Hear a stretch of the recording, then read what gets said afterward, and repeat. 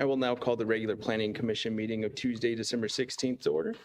I will ask the clerk to please call the roll. Good evening, Planning Commissioners. Chair Lightfoot, Here. Vice Chair Wilkerson, Here. Commissioner Vargas, Here. Commissioner Banta, Commissioner Vermont, Commissioner Dingman, Here. Commissioner Hampton. Here. Chair, we have a quorum. Thank you very much. If everyone please stand for the Pledge of Allegiance, I'll ask Commissioner Vargas to lead us in the salute to the flag. I pledge allegiance to the flag of the United States of America and to the republic for which it stands, one nation, under God, indivisible, with liberty and justice for all. Thank you, Commissioner Vargas. I'll now move to regular business, starting with communications. At this time, I'll ask Director Morris if there are any communications or announcements for this evening's meeting. Thank you, Chair Lightfoot. We have no changes to the agenda. We've received 1 or 2 supplemental communications for the Independence in Vacaville project, and those will be discussed when that item is presented. Great, thank you. So we'll now move on to regular business, starting with communications. Oops, I'm sorry. We'll move on to approval of the evening's agenda. Do I have a motion and a second to approve the agenda? I'll move. Second. I have a motion by Commissioner Beaumont and a second by Commissioner Vargas. All those in favor say aye. Aye. Aye. All those opposed? None. Motion passes. Next, we'll move on to item number 5, business from the floor. This portion of the agenda is available for the public to address the Planning Commission on an issue that's not on the agenda this evening. There'll be a limit of 3 minutes per speaker. I welcome anybody who wishes to address the commission on an item that's not on the agenda to please approach the podium.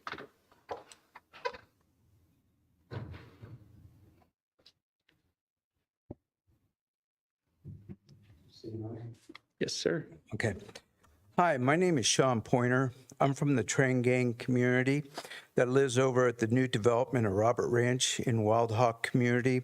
It's a pleasure to be here to update you on the project about the loud train noise that is affecting our community and the military personnel who are living there. First, I'd like to let you know that we are finally making some progress on correcting the issues that didn't happen when the first development started at Wild Hawk Community and Robert Ranch. We found out the city had no recollection of records, other developer letting us know about the loud train noise, but we wanted to move forward. We have been in touch with KB Homes management to let them know about these issues and the Ballard Sound Study Company. On the agenda tonight, Section 8, it mentions the land use of plan and development where the AMP Children Development is going to be, east of Leisure Town Growth Area, and how the city is preparing an environmental impact report. This report will include the train noise and how it's going to affect the citizens who are moving there to live in this beautiful city we live in.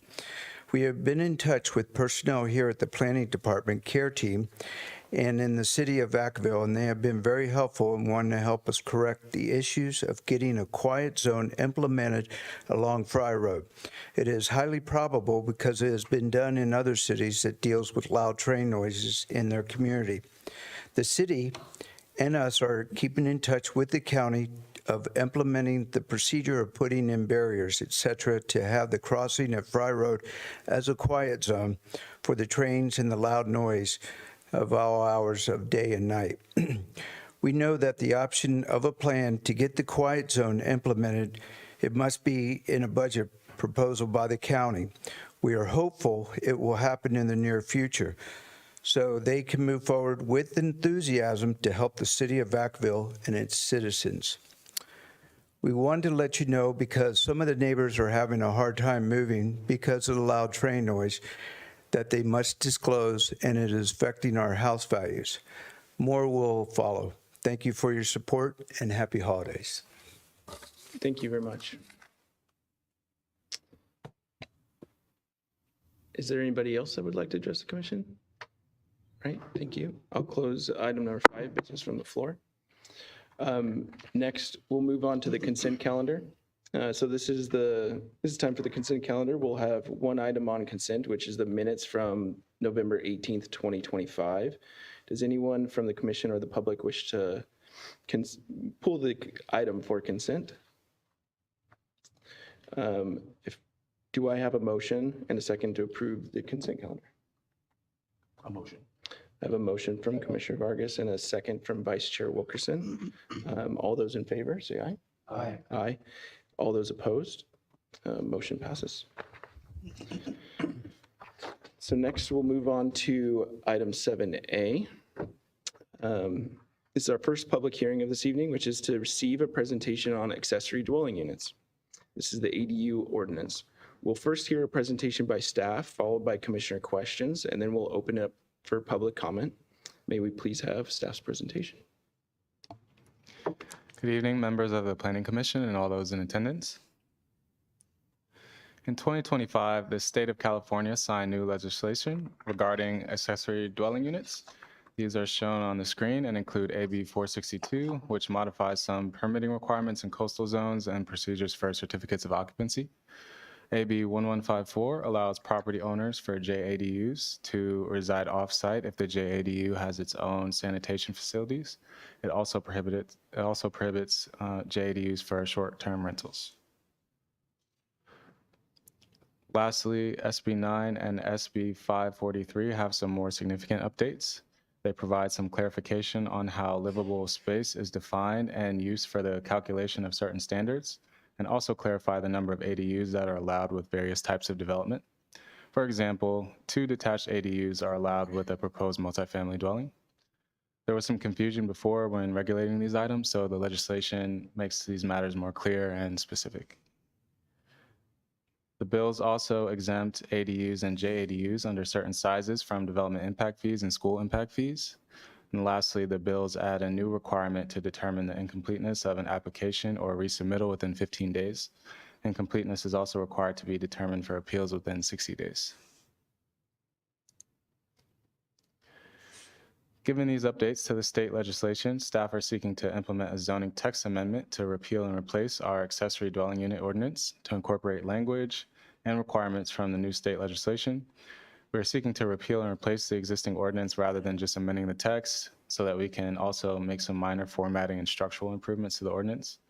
We're incorporating best practices from other jurisdictions that we've seen, including things like a definition section, defining terms related to the section, the organization of the approval process, adding a reference to the city's pre-approved ADU program, and adding information regarding impact fees and utility fees that may be required for ADUs.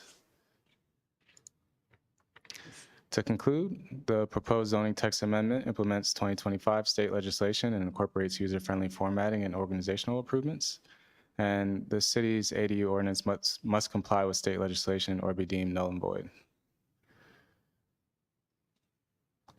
Staff recommend that the Planning Commission recommend 2 actions for the City Council. The first, adopting a resolution reaffirming the Vacaville General Plan Final Environmental Impact Report, or FEIR for short, and final supplemental EIR, and concluding that no subsequent EIR is required pursuant to Section 15162 of the California Environmental Quality Act, or CEQA, guidelines for the accessory dwelling unit ordinance amendment.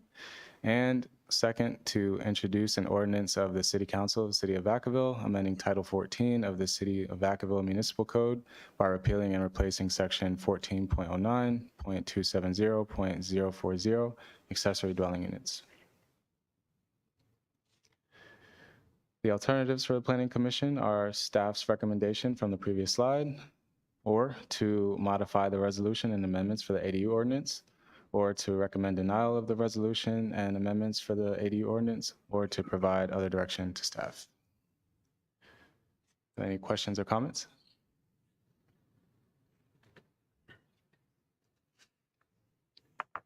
Commissioner Beaumont. Thanks, Demir. Clarification to start with.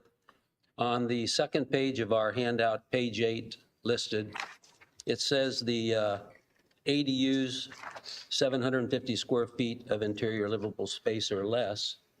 And then on the next page, on page 9, or page 10, I guess it is, it states that no impact fees for ADUs less than 800 square feet. So I'm a little confused whether it's 750 square feet or 800 for no impact fees.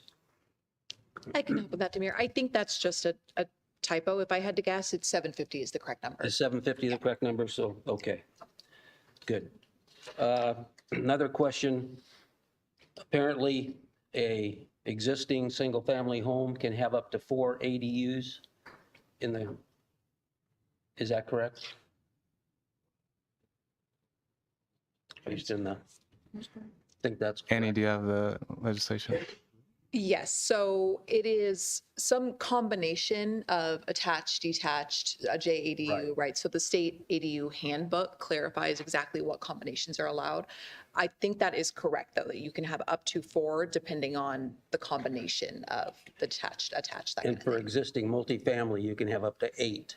Yes, depending on square footage and where you're placing them. And yeah. So I guess my question is, there, on page 38, back in the back, there's these exceptions for parking.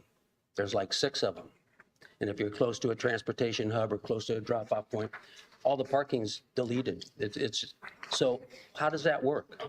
I mean, here you can have up to 8 ADUs in existing multifamily with no parking, and it just doesn't make any sense to me. Yeah, I hear you. Everything that we have put in the ordinance comes straight out of the state ADU requirements. So I think their determination was based on findings they were making at the state level. If you were close enough to a transit center or if you met these other requirements, that the parking was not necessary.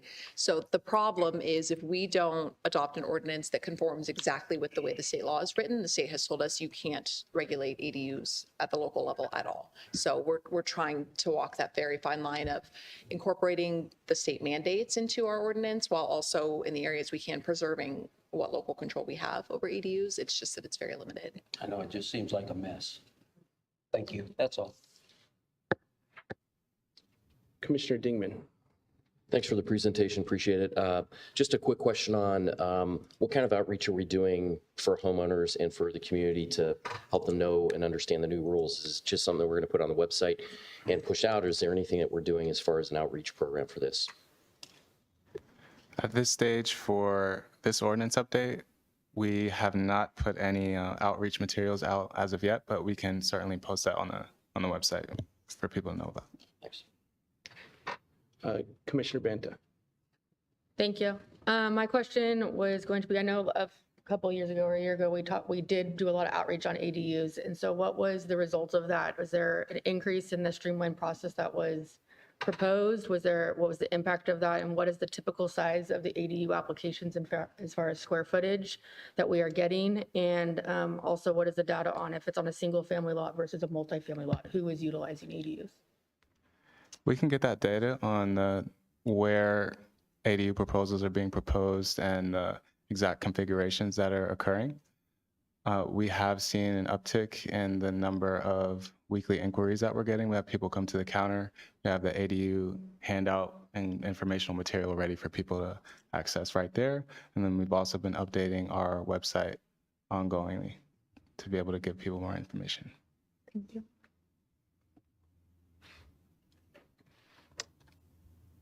Do you have any other questions? I'll now open up to public comment.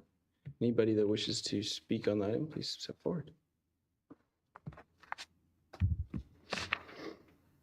Seeing none, I'll close public comment.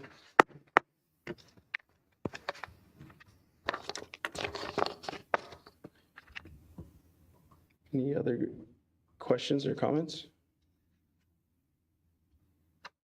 I'll move to approve. You want to add in, adjust the error on the page? Would you like us to do that or no? It's just staff report. Okay. Got it. Okay. So I have a motion from Commissioner Beaumont and a second from Vice Chair Wilkerson. Could I please have a roll call vote? Commissioner Vargas? Yes. Commissioner Banta? Commissioner Vermont? Yes. Commissioner Dingman? Yes. Commissioner Hampton? Yes. Vice Chair Wilkerson? Chair Lightfoot? Yes. Motion passes. Thank you very much. So next we'll move on to item 7B. This is a presentation on Independence in Vacaville project. We'll first hear a presentation by staff, followed by commissioner questions. And then we'll ask the applicant if they'd like to address the commission to do so at that time. And then we will open up for public comment. Can we please have the staff report? So I'll get it. I'll get it in a second. Good evening, Chair, members of the Planning Commission. This item before you tonight is the Independence in Vacaville project.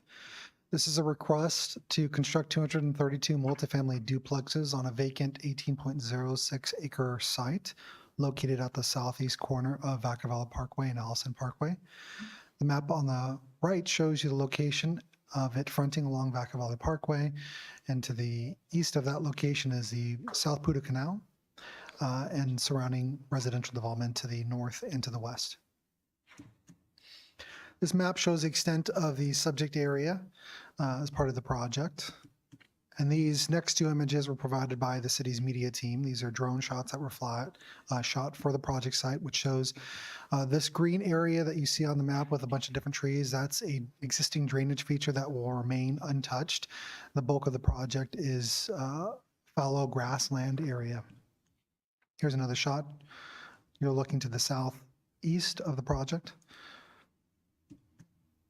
Some pertinent background associated with this project starts in June of 2023 when the city adopted the 2023-2031 housing element update. When that was approved, we also had general plan map and zoning map changes where this site was changed from commercial office to residential high density. In August of 2024, a preliminary application was submitted to the city in accordance with SB 330, the Housing Accountability Act. And then the formal application for that was later submitted in July of this year. Another activity that occurred with this project is when the city hosted a neighborhood meeting in August of this year. The project before the commission tonight involves a CEQA determination to reaffirm the previous environmental assessment, a tentative subdivision map, and a major design review. The site is 18.06 acres. However, there's only 11.56 acres that are developable with residential development, which yields 232, I say single-family residential units. This is a multifamily residential project that involves multiple units on the same piece of property, but these individual units kind of act as single-family homes, but they are attached to one another. Ultimately, it yields a density of 20.1 units per acre. There's 2 acres that would be reserved for recreational amenities such as a clubhouse, swimming pool, parks, and open space. The products include 5 models with floor plans ranging from 1176 to 1829 square feet, with models that include 1 car and then other models that include 2 car garages. Vehicle access would be provided off of Vacaville Parkway, and the architecture reflects a Mediterranean theme. The existing general plan, as I mentioned, is residential high density. The allowable density that could be constructed on the site is 20.1 to 30 units per acre. This project is coming in at the lower end of that range. The zoning district is residential high density, which is consistent with the city's general plan.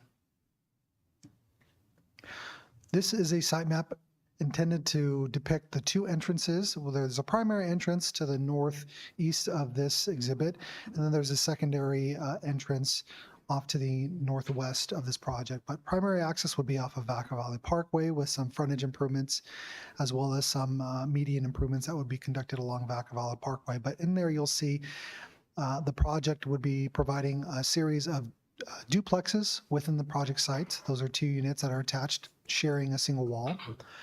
And then, as I mentioned before, there is that drainage feature that's located on the southwest corner of the project site that this would be abutting, but it would be refraining from making any impacts to that drainage feature. These next series of pictures are intended to just convey the architectural designs that are being proposed. This is an example of that Mediterranean style where they've got shutters, corbels that are coming from the roof line, as well as some arches and decorative windows. Another exhibit with some very lush, mature landscaping that would probably be anticipated in 5 to 10 year range. Overhead view provided by the applicant that shows, again, those duplexes. You can see in the middle of the screen, one of the units that has 2 garage doors. That would be one of those 2 garage units that would be connected by the same wall shared through the middle of it. So this project was submitted in accordance with the Housing Accountability Act. That's Senate Bill 330 for the California State Legislature. What that bill does is it limits the review authority for qualifying projects. Those are projects that involve residential development with multiple housing units and that are consistent with the city's objective design standards. It also limits the ability to deny or decrease density without specific findings related to health and safety. The law also locks standards in effect at a time of the initial submittal of the preliminary application that was in 2024. It also shortens the review period for which determining compliance with the California Environmental Quality Act, as well as how many public meetings can be occurring for the project of no more than 5 meetings. This meeting tonight would represent meeting number 2. There are 2 entitlements before the commission tonight, and so staff's job was to determine consistency and compliance with the Vacaville Municipal Code as well as the Subdivision Map Act. The tentative subdivision map is intended to create a condominium map for the project. Staff reviewed it and determined that it complies with the Vacaville Municipal Code and the Subdivision Map Act. It also meets the required findings, which are attached to the staff report as Exhibit A to the subject resolution. Project also includes a major design review because the applicant is proposing multiple residential units on a single lot. Staff reviewed those, the proposed design, architecture, site layout, location of where parking would be, and determined that it would comply with objective design standards with the exception of one specific exception related to the setback along Vacaville Parkway for the masonry wall. We identify how the project meets all the required findings for that major design review, which is identified again in Exhibit A to the subject resolution. For all projects, environmental analysis must be completed to determine compliance and conformance with the California Environmental Quality Act. In this case, staff determined that Section 15183 allows the city to reaffirm previous environmental assessments for the projects when those projects are within the activity of a previous scope of work that had been done for a previous environmental impact report, when no new significant effects and no new mitigation measures have been introduced, when the previous statement of overriding considerations are still applicable to those projects, and when previous mitigation measures are still applicable to the project and can be adopted for this project. In this case, those previous environmental assessments consist of the 2015 General Plan Environmental Impact Report, the 2021 Supplemental Environmental Impact Report that was conducted for the transportation element of the general plan and to address vehicle miles traveled, and then most recently, an addendum that was adopted for the 2023 housing element. Staff believes that all of those have been adequately cataloged any type of development that would occur at this project site, including the change that occurred in 2023 from commercial office to residential high density. All the findings have been cataloged in an attachment to the staff report. It's a modified initial study. It's a more detailed checklist that demonstrates how the project was previously considered by those previous analyses. Ultimately, we prepared findings that the project meets those findings and that no new document is required for circulation for this project. Staff did public outreach by starting a new project notice on August 11th, which also advertised about a neighborhood meeting. We held that neighborhood meeting on August 27th of this year, received public comments. On December 5th, we provided public notification to the public on this one, 600-foot radius for all 3 of those. A summary of the public comments involved concerns about multifamily housing, the amount of traffic that would be generated, the amount of noise, and whether it would introduce safety concerns for existing residents in the surrounding neighborhood. There were also concerns about whether or not the additional children that would be added with the residential units would impact the existing schools. Staff's recommendation for the commission is based off of a conclusion, and what we found was that we can support the project because it meets the required findings as conditioned, it complies with the general plan and zoning, complies with the objective design standards, provides more housing, and it's also a well-designed architectural provision that's included with the project. With that, our recommendation is that the Planning Commission would reaffirm the previous environmental analyses for this project and approve the tentative map and major design review for the Independence and Vacaville project. That concludes my presentation. We do have staff available to help answer any questions.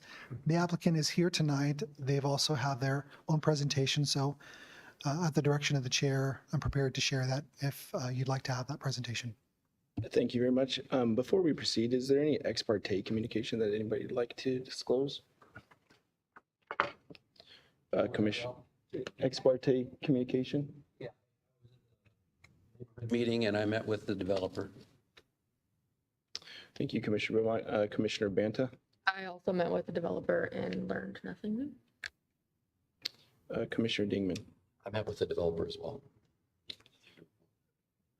So I too had a meeting with the developer. We went over the slides that were in the neighborhood meeting packet, and a couple things that we discussed. One was about locating the entrances and the discussions that the applicant had with the city on defining which ones they mutually agreed upon. They also told me that some more about their parking enforcement requirements for parking in garages that they hold. But other than that, everything was in the packet this evening. Commissioner or Vice Chair Wilkerson. At a meeting with the applicant. Commissioner Hampton.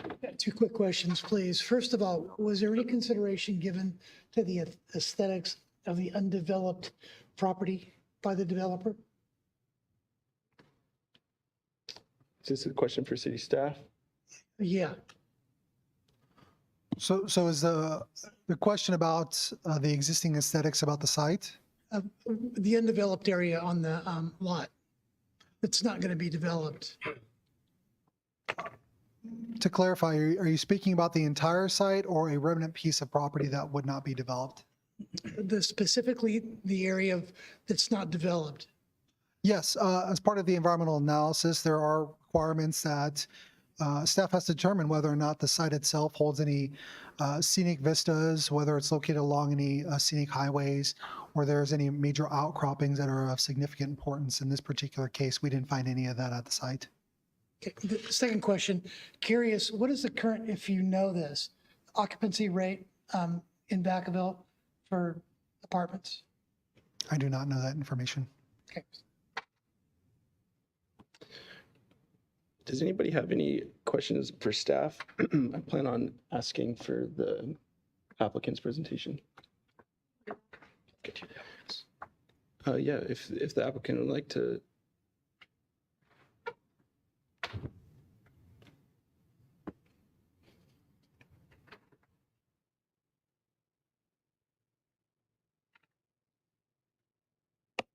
There we go. Oh, good evening, Chair Lightfoot, Vice Chair Wilkerson, and members of the commission. My name is Todd Chambers with Lewis, the Lewis Group of Companies representing the project this evening. Thank you, Albert, for the thoughtful presentation. I'd like to acknowledge staff. We've worked on the project for quite a while, starting back in probably, I'll say June of 2024. And Director Morris and Albert have been great to work with. Fire Marshal Jill Childers, Brian Oxley, Chris Joya, Brent Beavers, Amir Rouhani, Rick Navarro from Public Works, Justin Cole and Daniel DeCaro from Utilities, the folks from Stantec who prepared the CEQA document. You should be proud of your staff. They do great work. I'm excited to be here this evening to talk with you about our vision for the development of the rental community that we're proposing. And Albert provided a pretty good, thorough review of things. I have some slides that I presented, and I'll move through them quickly because he covered a number of things. But Lewis is, this project will be part of Lewis's Independence brand of rental communities. We're working on 5 similar projects here in Northern California. We just opened one in the city of Dixon that's now leasing. I know at least one commissioner and possibly 2 have gone by and seen that. I know Albert went and saw it, so you can get a feel if you want to go see one of our projects and what it looks like and how it lives and feels and the quality that Lewis puts into their communities. Next slide, please. So just a little bit of background about our company. We've been in Vacaville for quite some time. The company started in 1955 by the founders, Ralph and Goldie Lewis. It's now run by the 2nd and 3rd generation family members. It's family owned and operated. We're in California, Nevada, mostly in the Inland Empire in Southern California. We're here in Sacramento, Solano County, heavy in Solano County, a little bit in the Bay Area. In Northern California, and then in Reno and Las Vegas, we have offices that we do development there as well. We focus mainly on master plan communities, in this case, rental communities and also retail centers. We have a rental community here in the city of Vacaville that's called the Sycamores that we own and operate, and a retail center that's called Regency Park Plaza. And we're currently working on a few other things here with the city that we'll hopefully be able to do in the future. As represented on this slide, you can see that we own and operate about 13,000 rental units, 24 million square feet of retail, office, and industrial space. Our property management team is best in class. We consistently win awards for how our property management folks operate our communities. And I note that all the folks that work at our communities are employees of the company. So I think that's a unique approach. We don't contract out our services. We're not in the business of entitling and getting approvals for a community like this. We build it, own it, and operate it, and we're going to hold it for a long time. So we're here to invest in Vacaville. If you go to the next slide.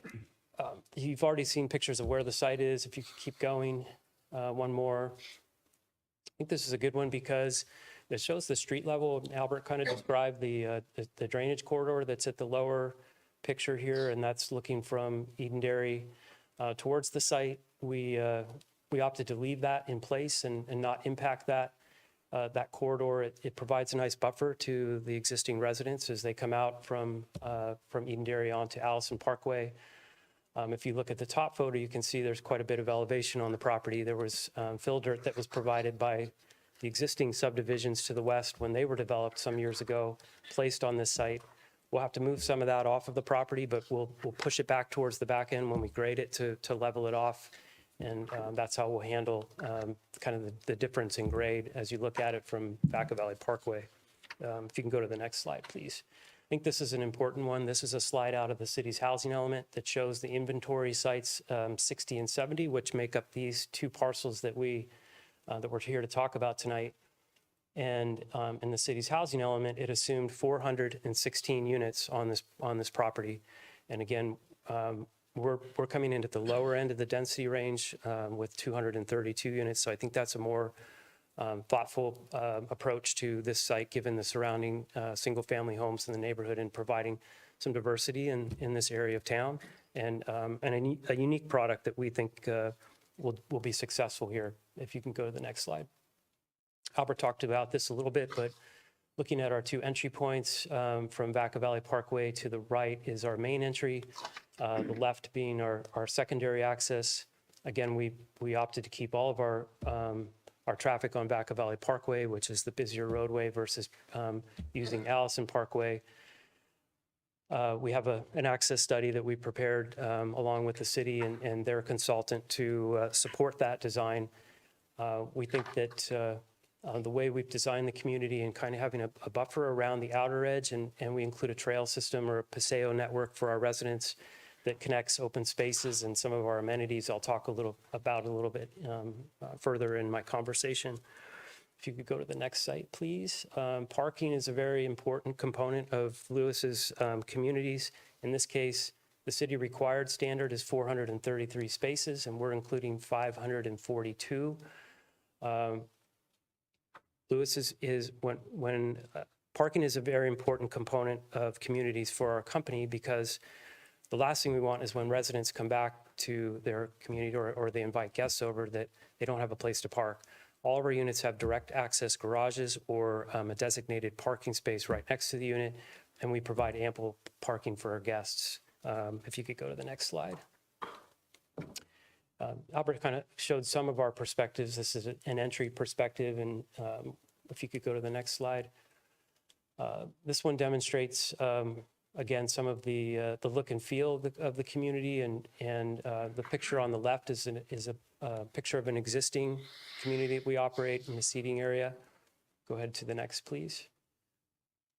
This slide demonstrates a typical block of the duplexes. So you can see how they are parked from the entry area, and in the back, the lighter brown color, that's the outdoor living area. So our duplexes have 2 stories. They live in more like a single family home. They're larger in size, as Albert kind of talked about, a 1,250 to 1,850 square feet approximately. And we do have about 145 square feet of outdoor living space for our residents. It's different than, let's say, a typical 3-story walk-up apartment community where you have a balcony or a smaller outdoor space. So it really provides a more single-family feel for our residents, and we think that's a more unique product here that doesn't exist in the city of Vacaville. Next slide, please. You can keep moving. These are just renderings of what our street scene looks like. Lots of lush landscaping.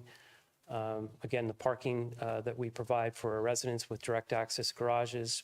One more, please.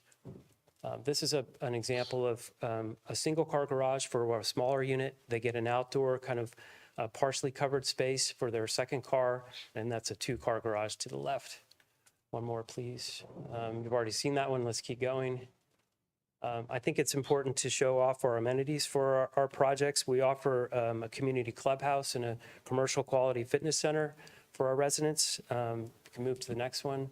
These are pictures of existing communities that Lewis owns and operates. So this is a shot of our pool and spa with a large sun deck area. Next, please. This is examples of outdoor living spaces with our communities for barbecues and seating areas for our residents that we provide. Next slide, please. Tot lot on the top, dog park. We have lots of residents that like to have their dogs, and we provide that opportunity for them. And I think that's the last one. So again, we think the design of our community is unique to anything that's here in the city, and we're excited to have the opportunity to move forward with it. I want to thank city staff again. All their assistance in processing our application and being solutions oriented when it comes to finalizing our project conditions of approval. We had lots of meetings with them to talk through the language and the conditions so that they're feasible for us to live with, and it also get what the city needs in order to properly monitor and regulate the development as it moves forward. We agree with all the conditions of approval as stated in the staff report and would appreciate the commission's support and approval this evening. I appreciate the opportunity to speak, and I'm happy to answer any questions you guys might have of me. So thank you very much. I'll take questions for the applicant or staff. Vice Chair Wilkerson. Yes, thank you so much for the presentation from both of you. Albert, on slide 6, why was there was a zoning change? Can you just go over that with us, please? It went from commercial to...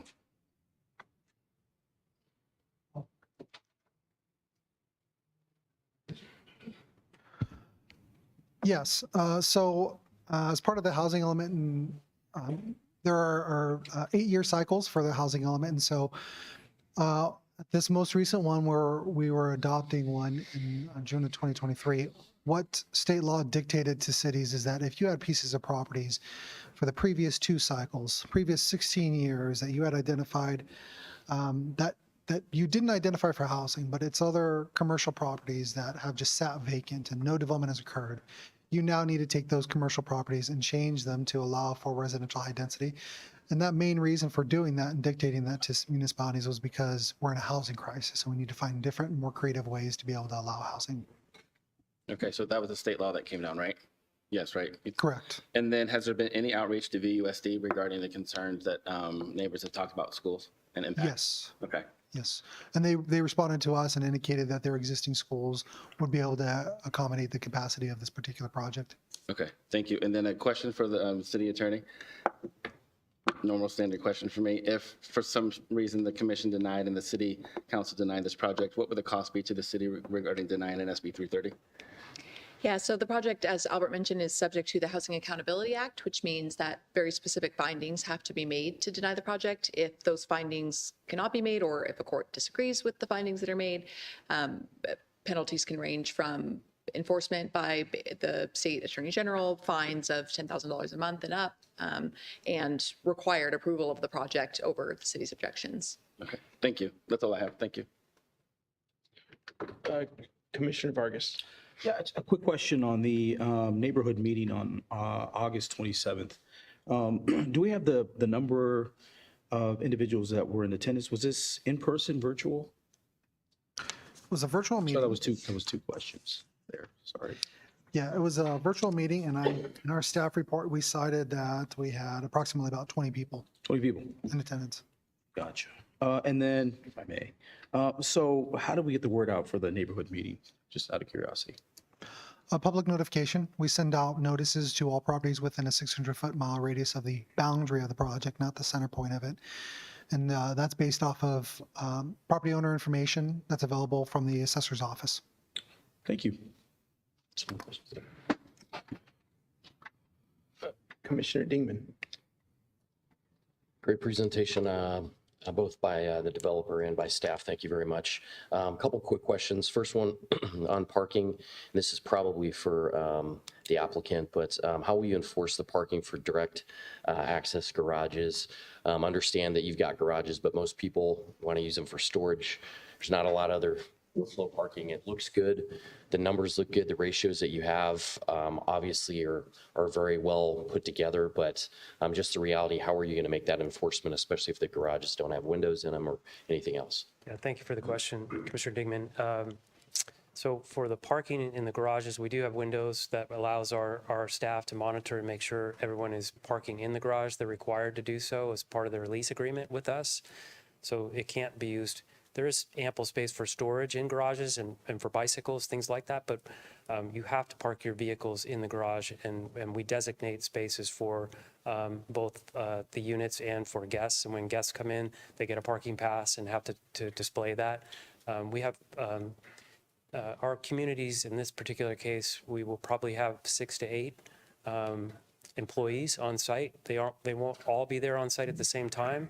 It's maintenance people, it's our community managers, it's leasing people, but we'll have a night services manager here there'll be someone on site 24/7, and they police the property to make sure that residents are parking. And so if they're not complying, then they'll get noticed or towed. Okay. Thanks very much. Another quick question. Have you determined the pricing, price points for these units? Yes, I would say that the rents will be what the market bears, but in this case, probably somewhere between $3,000 to $4,000 a month depending on the size of the unit. Some of the units will be larger and have a downstairs bedroom and bath, so maybe accommodate a multi-generational family, so a little bit larger. Smaller units will be less. I know that you're interested in that. I see, for example, when we talked to Travis Airman being a potential renter for us, or folks in the biotech industry, residents who want to live in Vacaville but maybe can't afford to purchase a single family home because the price of buying a home is pretty expensive. And I note that at least as a kind of a comparison for the Travis Airman and their I guess it would be their housing allocation. For an enlisted person, you're getting in the range of $2,500 to $3,300 a month in housing allocation. So I would think that would be ample for someone to live in our community, especially if you're an individual and maybe you have a roommate, or there's more for families in that instance. So I think we'll be able to provide a pretty wide range of opportunity for renters. Yeah, I appreciate that. I think obviously one of the reasons why I asked the question was, specific for Travis Air Force Base, one of the biggest pressure points that they have out there is there's not enough affordable housing close by to Travis Air Force Base. Obviously, Vacaville, we want to be part of that. A lot of them live in West Sacramento and all over the place. And so I appreciate you guys looking into that and being at least aware and respectful about, where their basic allowance for housing resonates. So thank you very much for that. Appreciate it.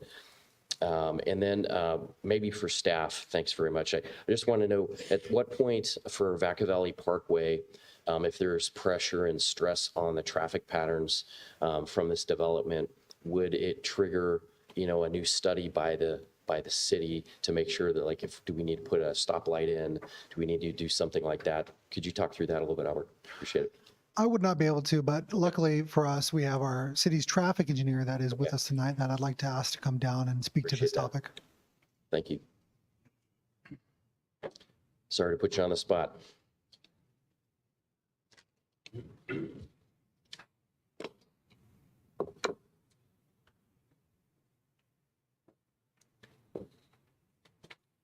Good evening, Commissioners. My name is Rick Navarro. I'm the city's traffic engineer. To answer your question, for the traffic signal there at Vacaville and Allison. The project currently, the current existing conditions plus the project won't warrant a traffic signal yet, but it is one of those intersections that we are continuing to monitor because in the cumulative, it will require a traffic signal. And every so often, maybe once a year, once every couple of years, we will update our traffic signal list, look at new volumes, and look at new pedestrian counts, and look at new accident rates, and determine whether or not an intersection will require a traffic signal.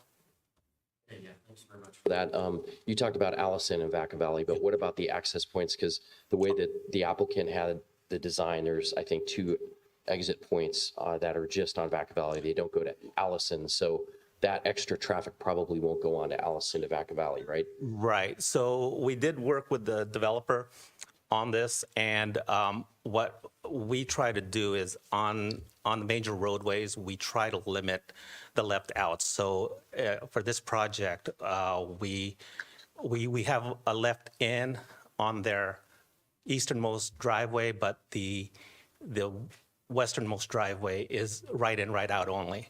And they don't have any left outs. So when people exit the development, essentially it's going to be a right, and then they would have to make U-turns if they want to go to the west. Okay, thank you. Commissioner Beaumont.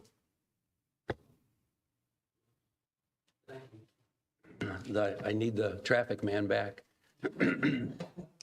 Because I live over there, or have a rental house, and I go out Allison, make a left turn, try to on Vacaville Parkway, where people are doing 50, 60 miles an hour, and it's a curve there. And so you can say you're clear, and all of a sudden a car appears, and you don't have enough time. And I know for the development, there's a curve going the other way that makes it hard for them to get out without seeing the traffic that's coming. And so instead of a traffic light, why not just a 4-way stop, just to stop the traffic from flowing through there? That's a much cheaper way to approach the problem, especially with the dump trucks that are coming through for Centennial Park and everything. So you have all that Allison traffic, plus the Vacaville Parkway is so fast that, to me, just a 4-way stop is just a cheap way to do it. So going back to the site distances issues, again, from their entrances, we did work with the developer. We looked at the site distance issues, and the driveways were sited at locations where there is ample site distance. And I know Todd talked about the site where they would have to do some grading to make sure there is site distance, from their development. When we're talking about installing stop signs or 4-way stops or traffic signals, we have to go through what we call a signal or a traffic analysis that would either warrant a stoplight or 4-way stop. We've gone through the analysis for a traffic signal here, and it doesn't warrant it. And normally, a 4-way stop is a precursor to a traffic signal. So if it doesn't meet the warrants for a traffic signal, it won't meet warrants for a 4-way stop. So to meet the warrants, does that mean you have to have an accident there where somebody dies No. or something, or what? Because that No. seems to be the only way you get one in the ways that I've asked for stop signs at different areas. And they say, oh, there's no accident there, so therefore we're not going to do it. Well, we follow the requirements of the California MUTCD. And so those are objective standards that we follow. And so we don't want to just install 4-way stops or traffic signals just because we have a request for it. We follow procedures so that there are objective standards that we can follow.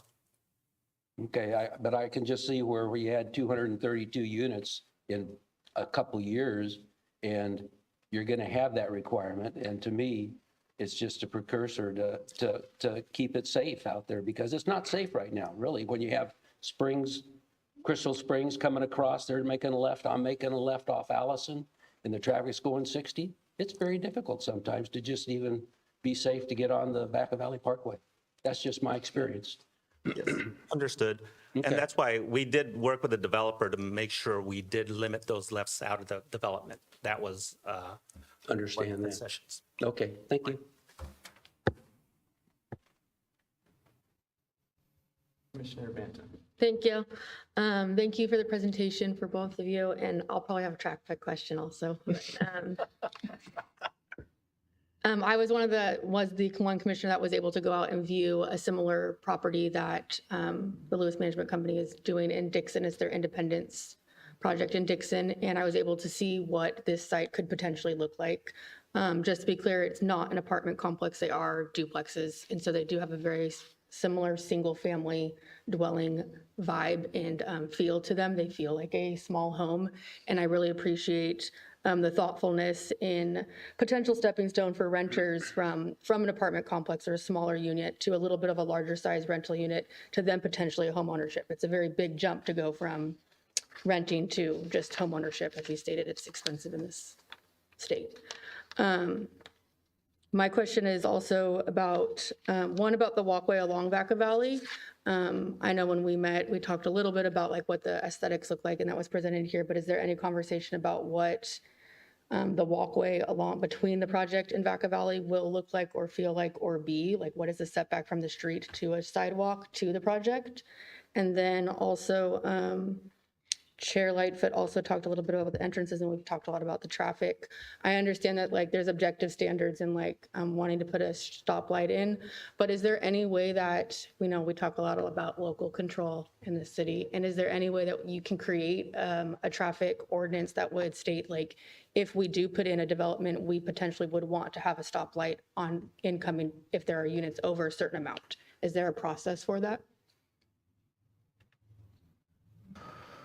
So to answer the question about the appearance of the aesthetics, I'll draw your attention to the exhibit along here. And so what it's going to look like, that was one of the things that staff was sensitive to, because one of the existing conditions right now is this scenario right here, where you have just a mound of dirt. And so we worked with the applicant to better understand what is their eventual goal. So if you look on more detail in the plans, which that's our job, but we can convey that to the commission tonight, is when you look at what the elevation points are along the curb and gutter of Vacaville Parkway for those proposed improvements, and what the wall would be in that first, drive aisle of the adjoining lot, it's really not very different in elevation type. It might be just maybe a couple feet, maybe 1.5 to 2 feet in elevation from where you might be on the sidewalk to where that's going to be. And that was important to us because we wanted to make sure that we weren't going to, anybody walking along that street wasn't going to just have a towering wall or towering elevation. So to clarify, that's the elevation difference that you're really looking at from the finished floor of where those units are going to be to where that sidewalk is going to be.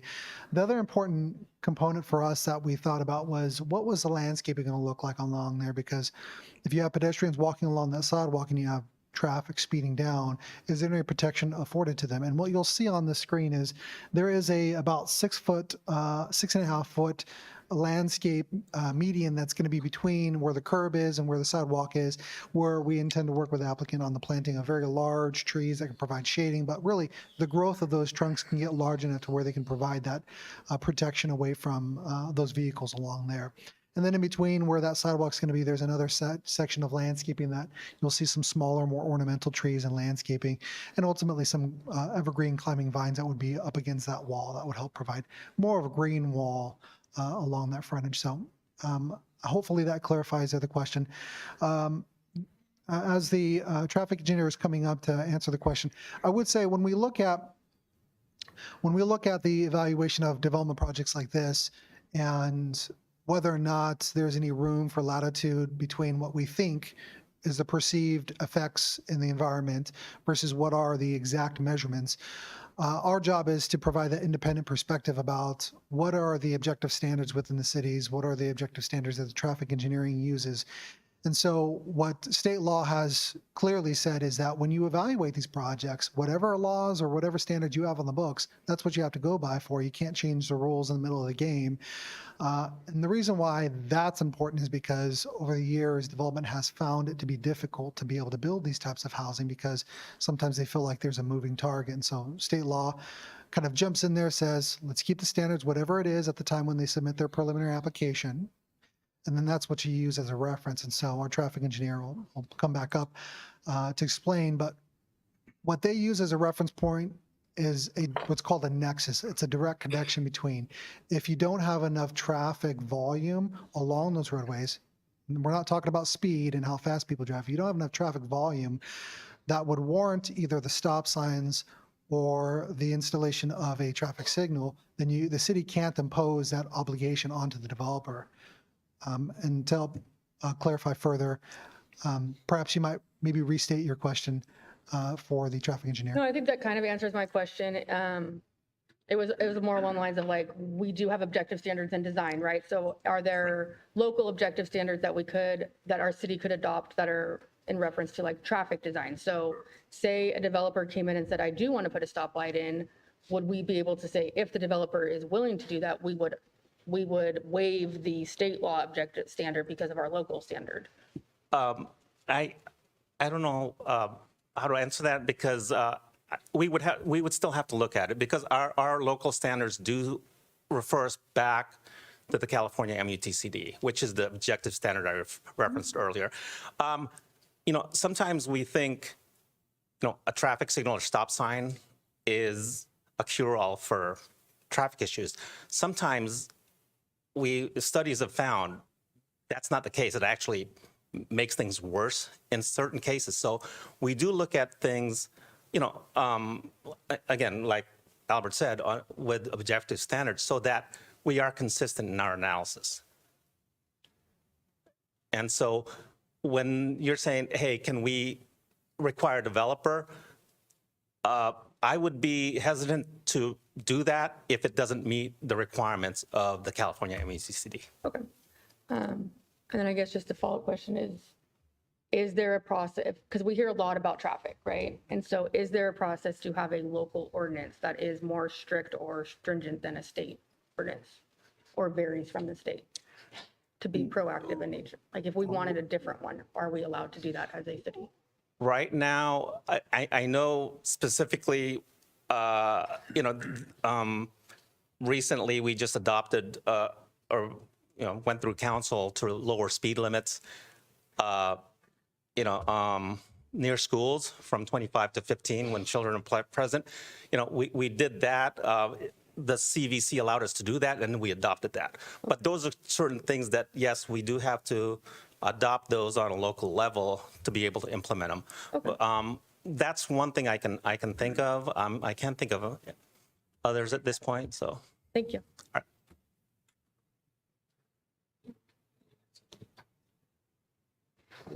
Just to add a little more clarity in true lawyerly fashion, it kind of is, it depends. There are areas of preemption in the vehicle code that would prevent us from specifically adopting certain regulations, but that doesn't mean that we can't work together with Public Works to see if there are areas where it might work for the city to adopt a local standard that is different than or more strict than what's in the vehicle code or federal standards, so we can maybe return to Planning Commission with an update on that. Yeah, no, I was just wondering what that process would look like for a community member that it continues to be a topic.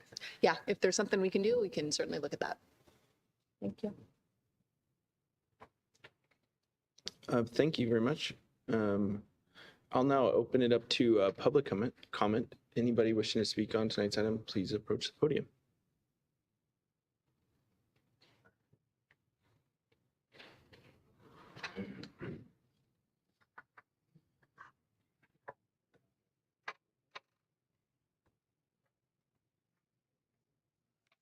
John Sizemore. I'm a homeowner just on the other side of Allison. So first time coming to a meeting like this. Appreciate you guys are very efficient and everything, so appreciate that.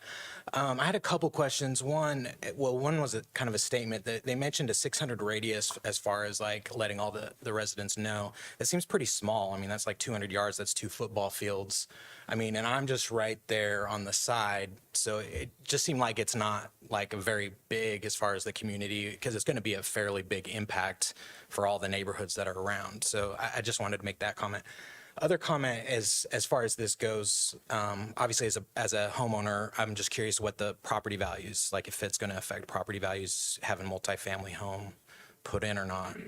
And I don't know if there's an answer to that, but like historically, has that affected like property values for the other neighbors, especially if it's just such a small radius that's taking that into account?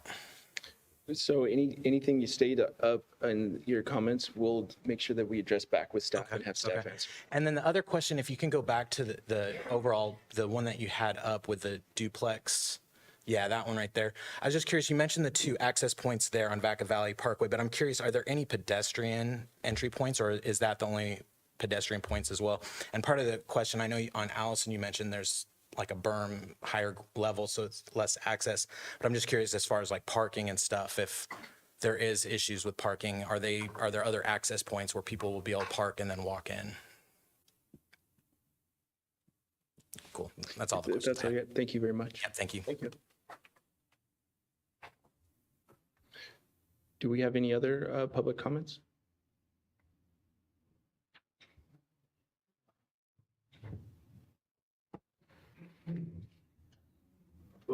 I'm Steve Essert. I live in Laurelwood, which, if you don't know, that's on the other side of Vacaville Parkway. It's probably in the similar neighborhood as Councilman here. I have many of the same concerns that have been brought up in some of the literature that's already been developed over the course of the proposal for this property. As far as traffic goes, I could tell you from my personal traffic study every day, going in and out of this neighborhood during peak traffic hours, this stretch is treacherous at times already because people drive at excessive speeds. You have the curve in the roadway. You have certainly in the mornings, in particular, in the left-hand turn lane coming off of Vacaville Parkway onto Allison, because there's quite a large volume of worker traffic going into the industrial park that's behind this area. You already have backlog and stacking of vehicles that extends beyond the left turn lane into the traffic flow lane. So that can cause issues there too. So I'm, as a resident there, are concerned about the level of traffic study that's been done so far. The fact that I know there's a bit of lane widening and sidewalks associated with it. It again, from my standpoint, I would question its adequacy. Just hearing some of this stuff for the first time, the notion of turning right and then having anyone that wants to go westbound having to do a U-turn, I can't see how that's not problematic. Especially when in this particular area of the city, we have very limited retail options. The closest grocery store is Nut Tree. So many of us go in that direction already. So I don't know if any of that thought has come into play with respect to traffic, but there are a lot of issues with traffic. Whether you want to put a traffic light at Allison, there's already a number of large projects for the roundabouts off of Vacaville Parkway. This is probably one of the worst, you guys know, as far as the city and traffic management. There are lots of issues in this neighborhood. The intersection of Eubanks and Vacaville Parkway backs up significantly already. That particular intersection's not part of the roundabout plan that I'm aware of, and even though the roundabouts are hopefully going to alleviate that. I'm running out of time. The parking is a whole other issue with respect to enforcing the parking and whether or not you're going to be able to monitor the off-site parking either across Allison or across Vacaville Parkway. How are you going to identify whether those are actual residential vehicles for those neighborhoods versus the multifamily housing? The density just looks maybe within the guidelines, but just looking at that map seems extremely dense for this type of area and the traffic constraints and everything else that you have there. Thank you very much. Time's up. Again, last comment, the 600-foot radius. If you draw a circle 600 feet around, most of it doesn't have housing. So you're not only hitting a small amount of the residents. Thank you, sir.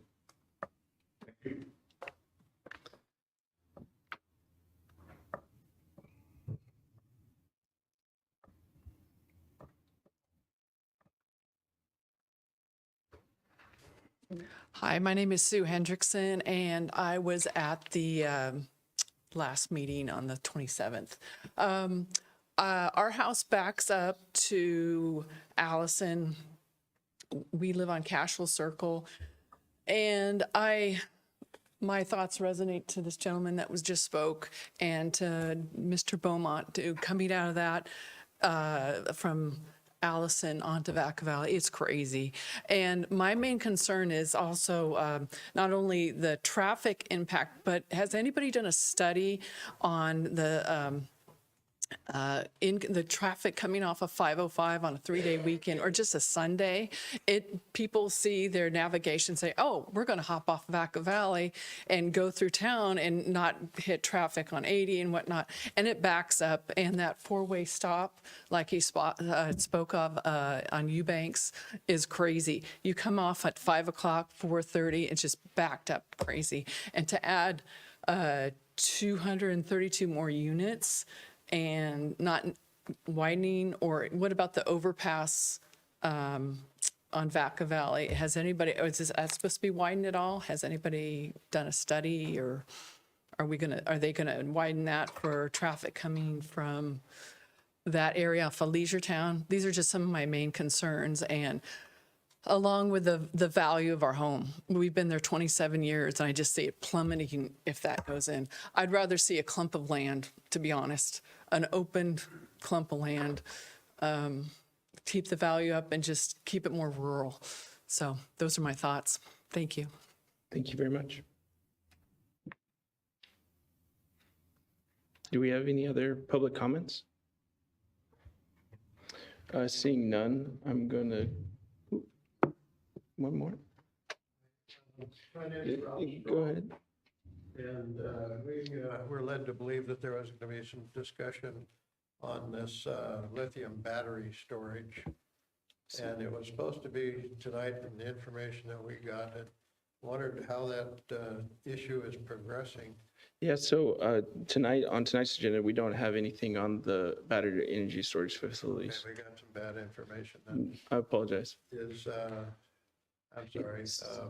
There's not been any discussion or direction on any of that stuff? So maybe Director Morse can fill you in at the meeting, or maybe take your information. Go ahead, Director I Morse. can provide a very brief response.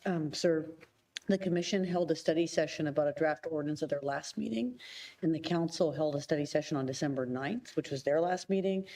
We'll be back at Planning Commission in January for the public hearing on the ordinance. So that would be the best time to come back, would be that third Tuesday in January. Third Tuesday in January? January, yes. Okay, thank you very much. Thank you, sir. Do we have any other public comment?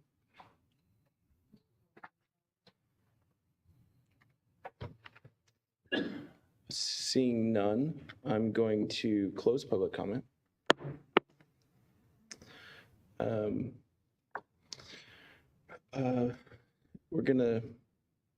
Does anybody have any questions from public comment that they'd like staff to address? I have a question. Sure. Vice Chair Wilkerson. I have a question for the applicant, Todd. Start to finish, what's your timeline? Because it kind of goes to the traffic question that I have in my head.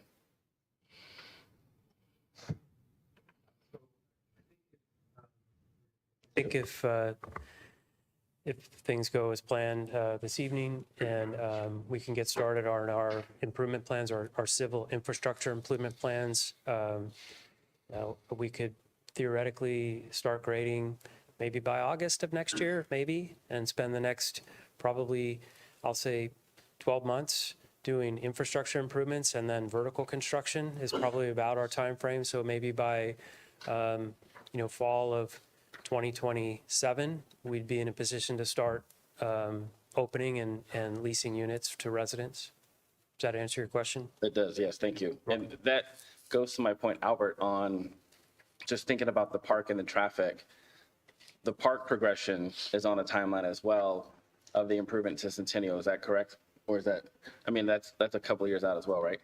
Correct, yes. And so clearly traffic's an issue, but I think in the future, we are going to have a discussion about doing something at that intersection. If we're going to have a park of that size, that's going to have baseball, soccer, MP room, BMX biking, and then adding more units there. So this may not be the right place for that, but I do think looking forward, as we should be doing for stewards of the city, we should be thinking about that as that comes forward. And that'd be one of the comments I think that I've taken away, because I do live in the area as well, of, okay, this is not going to impact us tomorrow, but in 5 years when the park is thriving and we're having community events and they're having soccer tournaments, now we're adding 232 units, that intersection is going to become directly impacted with that many people. So that's just something that I want to put on the record now that we should be thinking about. Thank you.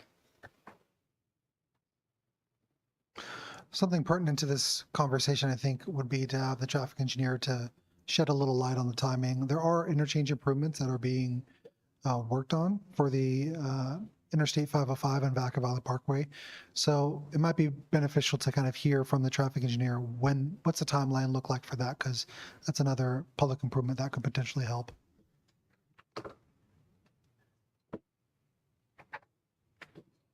Yeah. And his paycheck. Hello again. Hello. So the 505 Vacaville project, that's under design right now, and it's going through Caltrans review. I think our timeline is to advertise that late next year, and it would be in construction sometime in 27. But like I mentioned,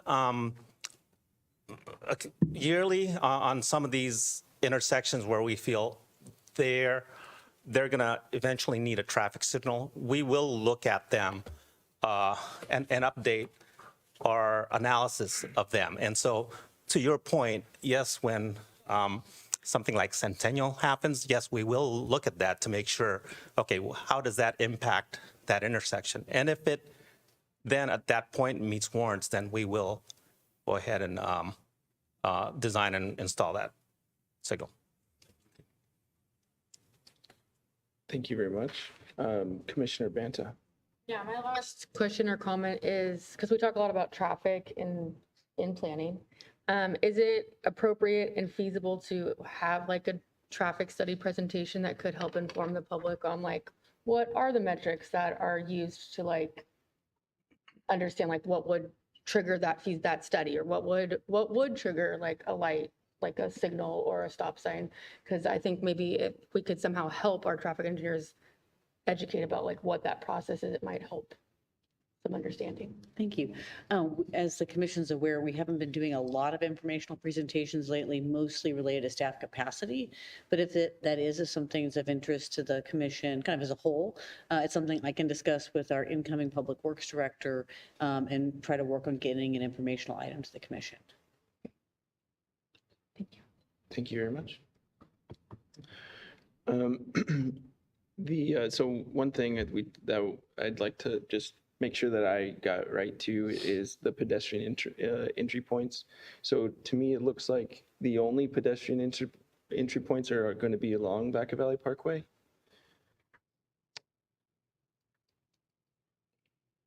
Yes, that's correct. So on the screen right here, hopefully this cursor is showing up on online, but here's one of those examples of those pedestrian connections that are going to be along there.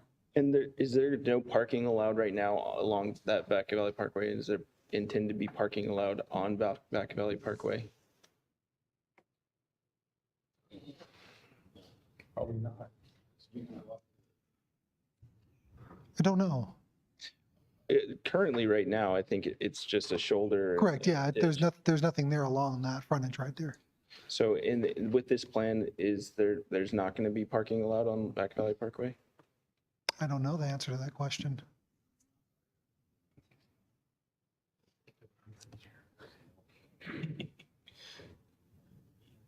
Sorry, I missed that question. The question of parking on Vacaville? So, talking about off-site parking for this project, will cars are going to be allowed to park on Vaca Valley Parkway? No. No. So there'll be no parking there? No parking on Vacaville, no. Okay, Yes. and on that corner of Allison Parkway, I believe there's no parking allowed there currently either. I'm not sure on Allison. To the south of Vacaville or? On Allison Parkway there, so taking a left off of Back Valley onto Allison Parkway, on that left-hand side, I don't believe there's, I could be wrong. Yeah, I'm not certain if there is or not. So, Okay. It's a right turn on that portion of Allison, so there is no parking. I believe that to be true too. Chair, I think that's something that helped staff during our evaluation consider this particular one because it's come up on multiple times in previous applications that you might have some projects that are right there at the threshold of one parking space per each unit. You might have some that are taking advantage of state law exceptions. In this case, part of the reason why staff felt comfortable with the proposal was because not only are they meeting the city standard, but they're providing over 109 additional parking spaces. Right. And they have a separate parking program where they're going to be monitoring. So that excess helps us understand that it's not really foreseeable that you would find somebody parking across the street in Laurelwood, trying to transverse, going across Vacaville Parkway just to get to the site. It's that, I think that the applicant recognized that, which is why they provided a surplus of parking on their own project. And if they did, I mean, they technically, if it was allowed, it could have been in their allowable stalls, correct? Since it's on the property line. And so I would think that it would not be allowed to park there because then they could have technically been parking spaces allowed in or allocated into their total number. Correct, yeah. In other development applications, you might see that there are proposals for parking to be satisfied by on-street parking. That's Right. not the case with this Right. one. There wasn't any advertisement. They intend to satisfy all parking requirements from its Right. own project boundaries. Great, thank you. Thank you very much.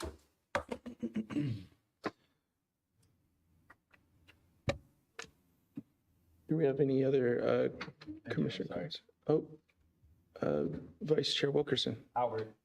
Going west on Vaca Valley, on where the homes are, there's a wall there, right? And there's that setback. Is that walkway going to look very similar to the one that's, if you go take Vaca Valley and you go towards Browns Valley Parkway, is the walkway on the side going to be the same where you have the pedestrian walkway in the middle with the mature trees and then the same thing and then the fence should be about that same height? It'll probably be a little bit better because if you look at the screen right there, that separated sidewalk, I think is a little bit less than 6.5 feet. So it'll be a little bit wider. Okay. But it'll match there. Correct, yeah. Our job is to try to make the consistent theme along Vaca Valley. Yep. And then any outreach to I know there's another parcel up there, any outreach to that other applicant on what their thoughts are? I know there's someone else, any conversation with them on that? I'm sorry, which parcel are you referring to? Where the trucks are parked. To the Underneath east, the, to the east. Yeah, to the east. Yes, we haven't spoken with that property owner in some time. We approached them to see if they would be interested in selling their parcel to us to be included in the project, and we just couldn't come to an arrangement with them. That property is encumbered by an overhead power line corridor, so while they probably have about maybe 4 acres gross, there's really maybe more like 2 that's developable. Right. And, once you get closer to the power lines, our company is concerned about that. And so we do electromagnetic frequency analyses as you're close to those that make sure we're set back enough. And so, yeah, we just weren't able to come to an arrangement. Okay. Thank you for that, Todd. I appreciate it. Commissioner Beaumont. Thank you. This really doesn't have anything to do with the project per se. I like the project and everything, but the way it was written up by staff at the end as conclusion, where it says we must approve this project, I don't think that's appropriate because we're independent. We could find safety and health problems that we would vote no on. So to say we must, we might as well put it in the consent agenda. So that's just my opinion. I don't know if the other commissioners have any feelings on that, but that's just, it kind of set me wrong way when I said it must. Director Morris. Thank you for sharing that perspective, Commissioner Beaumont.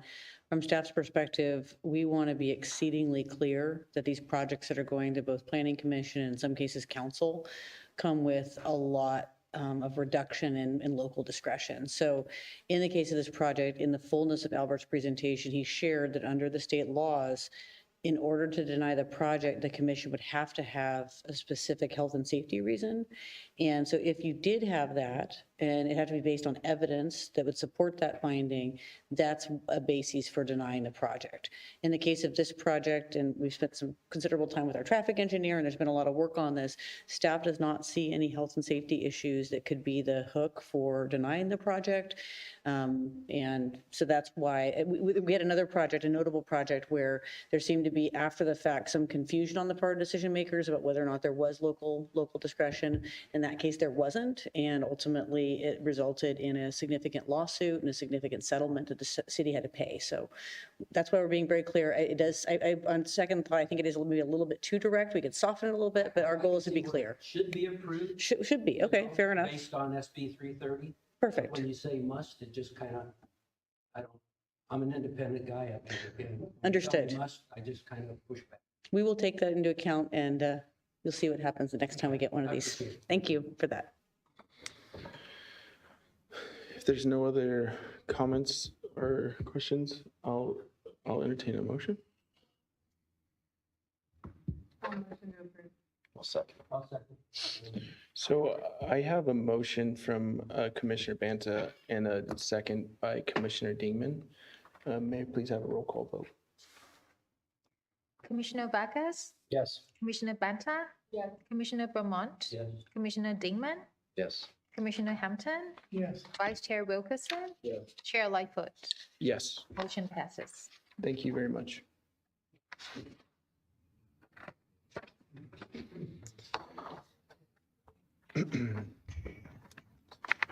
So next, we're going to move on to item number 8, business. So our business item this evening is to receive a presentation on east of Leisure growth area, a specific plan environmental impact report, and the notice of preparation of the scoping meeting. We'll first hear a presentation followed by commissioner questions, and then we'll open up for public comment. May we please have the staff's presentation? Good evening, Chair, members of the Planning Commission. This item before you is a scoping meeting. It's for the East of Leisure Growth Area Specific Plan, and the city is in the process of working on preparing an environmental impact report. So a brief agenda about what's going to occur tonight. Staff will provide some background. We'll talk about the purpose of a scoping meeting and the proposed project, the notice of preparation that's already been issued by the city, the environmental impact report process, and the schedule with an opportunity to be for public to be involved and when that will occur. I'm Albert Enault. I'm a project planner for the city on this project. We are also joined by the city's planning consultant, Miss Kathy Pease, as well as Stantec representative Anna Radnich. And the three of us will be covering the presentation for tonight. So I'll cover this brief background, and then I'll hand it off to Kathy Pease. So a little bit of background about this project. This all started back in April 2024 when the City Council initiated a general plan amendment for 3 landowners. There's 2 growth areas primarily within the city that was advertised in 2015 when the city adopted its new general plan. One was in the northeast growth area that you'll see on the map on the screen that's highlighted in gray and has bordered by yellow. And then the other growth area was the east of Leisure growth area. And over the years, other development has occurred within that, including the Brighton Landing specific plan. What's currently under construction is the Roberts Ranch specific plan. And then lastly, the last development that occurred was the farm at Alamo Creek and the fields at Alamo Creek. Those have yet to develop, but they have approvals and entitlements to move forward. And so there's a roughly about 600 acres, 648 acres that are remaining. And so that's really what City Council was directing staff to do, was just start this process to amend the city's general plan. But as part of that, they adopted what are called guiding principles, uniform principles that both the city and the developer will refer to during the entire duration of the specific plan, because this is really a multi-year process. It's not just going to end after 1 or 2 years.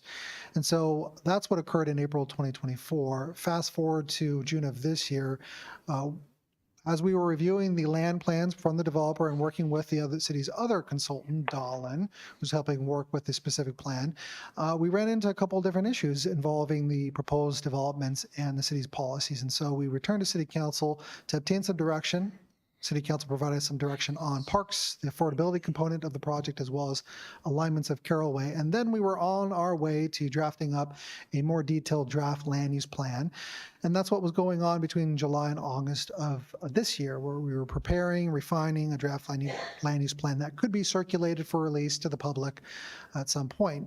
And at some point, we got comfortable with it, and we wanted to go back and return to City Council, and that's what we did on November 19th of this year. Just last month. We returned to City Council, provided an update about it, and then advertised we're going to be setting off this environmental impact report process with the release of what's called a notice of preparation. And so to go into what is the East of Legetown specific plan, we'd like to hand it off to the city's consultant, Kathy Pease.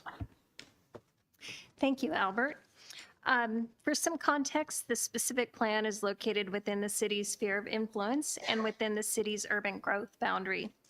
The sphere and the urban growth boundary established that the city would like to, it established the city's interest that they would like to develop the area in the future.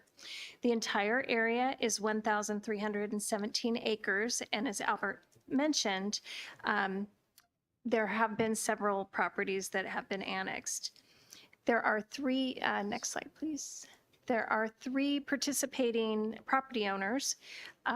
We have an area on the very north that we are referring to as North A, which is Rayson's Chen. Then right below it, an applicant is Donaldson Ramus, that property. And to the far south is the A&P Children's Investment applicant. So there are several entitlements that will be requested. Those include a general plan amendment, a pre-zoning, a specific plan, tentative maps to subdivide the areas, development agreements, a water supply assessment, and annexation.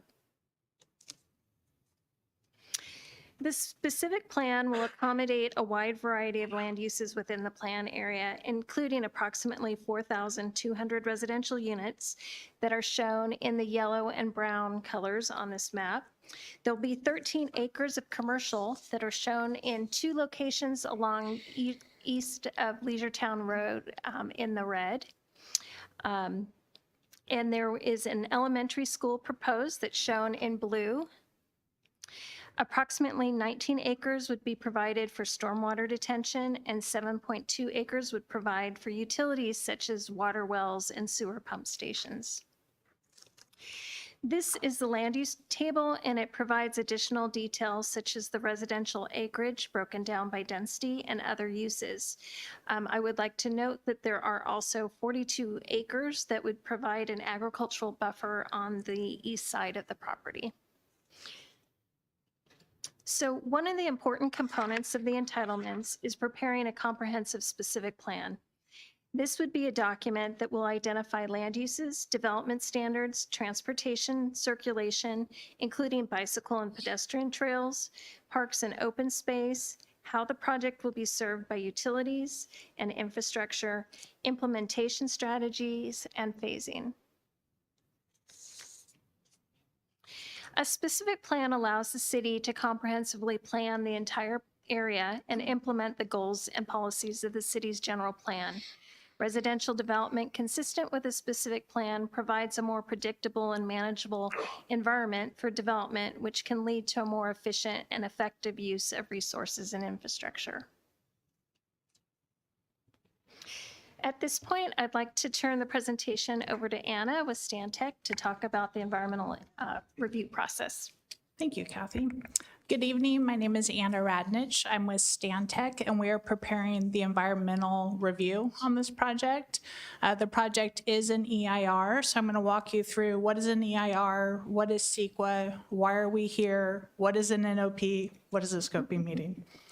So CEQA is the California Environmental Quality Act, and EIR is a specific type of environmental review. And an EIR is being prepared for this project. It's intended to inform the public on potential environmental impacts of a project onto the environment.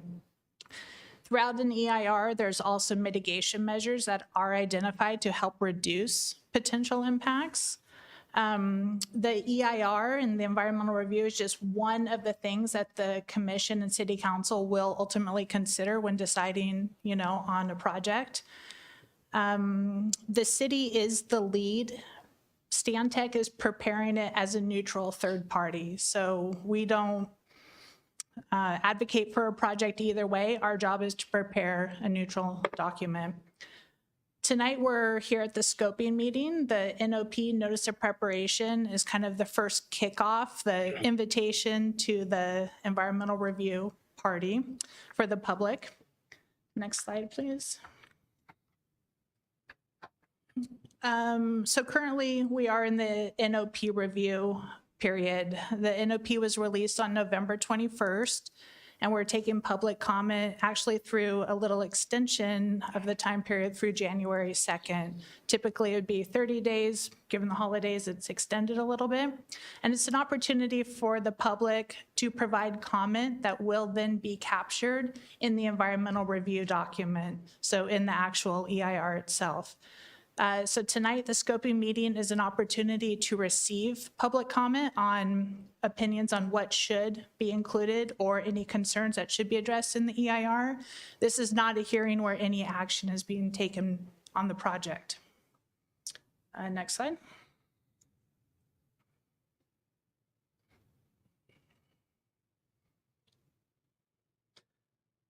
One sec, I'm not the most technological person here.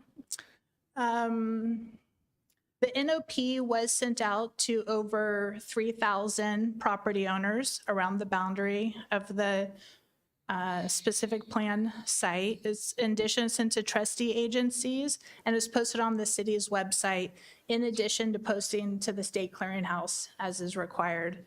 For projects of regional significance, or that may affect state highways, at least one scoping meeting is required. And it provides an opportunity to receive public comment, as I had mentioned. Next slide. So in preparing an EIR of this magnitude, oftentimes the city will reach out to a consultant. So as I mentioned, we're preparing the environmental impact report. And as I'd also had mentioned previously, we're not an advocate for a particular decision either way. The goals of the EIR are to assess the environmental impacts of a project onto the environment, identify mitigation measures. Another way to potentially reduce potential impacts is through project alternatives. So throughout the environmental review process, we will do the analysis and then find project alternatives that could potentially reduce impacts as well. And again, the point of the EIR is to provide decision makers with the information to understand the environmental impacts of the project. Next slide. This slide outlines the steps in the EIR process. We are currently between the circle and the rectangle. So if you go to the next slide, you can see we're actually in step number 1. And the reason I refer to as step number 1 is this is the first opportunity for the public to provide comment. And it's the first opportunity of 3. There will be one also during circulation of the draft EIR, which is required to be circulated for 45 days to the public. And then there'll be another opportunity when the project is being considered at Planning Commission and City Council when the final EIR has been prepared. Next slide. The purpose of the EIR is fourfold. It's to inform, engage, disclose, and avoid or reduce potential impacts. So inform decision makers and the public about the proposed project's potential physical environmental effects, engage the public in the process, disclose potential impacts, and find ways to avoid and reduce potential impacts through feasible mitigations or alternatives. There are two different types of EIRs. There's both program level EIRs and project level EIRs. This CEQA document will be a combined program project level CEQA analysis. Typically, a program level EIR generally looks at the broad policy of a planning document, and it provides flexibility for future entitlements, whereas a project level EIR generally focuses on specific project analysis and mitigation measures. Next slide. Thank you. So this is just a graphic kind of again depicting project level EIRs, program level EIRs. It's just another way to look at it. Next slide. Either way, all 20 environmental resources are going to be reviewed in this project analysis. There are 22 up here because cumulative impacts and alternatives are also considered. So there's 22 on this slide. It's the 20 that are required under Appendix G of the CEQA guidelines, and then as well as cumulative impacts and alternatives, which are also required to be reviewed. And kind of touch on project alternatives. Project alternatives will be developed throughout the environmental process. They're not established in the beginning because project alternatives are derived from project impacts, and then there are ways to potentially reduce those project impacts further. So right now, we do not know what the project alternatives will be, with the exception of the no project alternative. So the CEQA analysis will include a no project alternative. And under that alternative, we'd analyze what would reasonably be expected to occur in the foreseeable future at the proposed area if the proposed project were not approved. And that also would be consistent with available infrastructure and services today. So now, thank you. I'll turn it back to Kathy. Great, thank you. So we are still in a time where there will be numerous opportunities for the public to participate in the project moving forward. The city will have community meetings, and I'll touch on that in a minute. The next one will be held in January, and the project will ultimately be brought back to the Planning Commission and the Parks Commission for recommendation to the City Council. The city will continue to post project information on its website as material becomes available, and folks will be encouraged to sign up for the project's mailing list. So as Albert had indicated, this is a multi-year effort. We are at the start of the environmental review process, as Anna indicated, with the notice of preparation. And again, we're accepting comments on that document through January 2nd.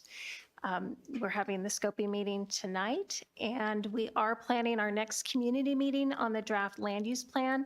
That will be Thursday, January 29th, 2026. It will likely be from 6 to 8, and more details will be coming out on the location very shortly.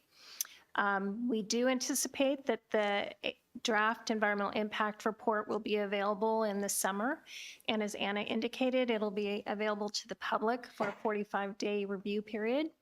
What happens at the close of that review period, the city will take all comments that are submitted and prepare written responses to those comments, and those become part of the final EIR. And then when we have that, we'll go into the public hearings on the project at the end of 2026 and early 2027. So this slide shows the numerous ways to contact staff to provide comments, either email, mail, phone. The city's website is shown here, and there is a dedicated page just for this project. And again, there'll be opportunities to review the draft environmental impact report and attend the public hearings. So with that, we look forward to hearing any questions and hearing from the public on what areas to look at in the EIR. So that concludes our presentation. Thank you. Thank you very much. Commissioner Beaumont. Thank you very much for that presentation. I just have a stupid question maybe, but I only heard about one EIR, and it seems like there's a pretty good distance between the north properties and the south properties, and there could be different environments involved. Is there two different EIRs that you're preparing, or is that just one covering those three properties? It's just one EIR, but they'll evaluate both sites. So, okay, and they can do that in one EIR? Yes. Okay, thank you. Commissioner Vargas. Yeah, so for the community meeting on the draft land use, January 29, 2026, this is for the public, correct? How do you plan to notify the public? And is it a 600-foot radius? And if so, can we extend beyond that? Albert probably will go ahead, but for this meeting alone, we sent out 3,000 public hearing notices. State law actually requires only a 300-foot notice. So the city of Vacaville goes above and beyond. And I think on this, we went 1,000 feet. Okay. Yeah, we went 1,000 feet. So the notification process, that'll be for the upcoming community meeting. We'll send out public notices to those 3,000 recipients. That goes 1,000 feet plus some beyond, because when you draw a 3,000-foot border, it dissects through some properties. And so on the western edge of our city, there's a bunch of homes. So we took the liberty of kind of increasing it to make sure we were inclusive.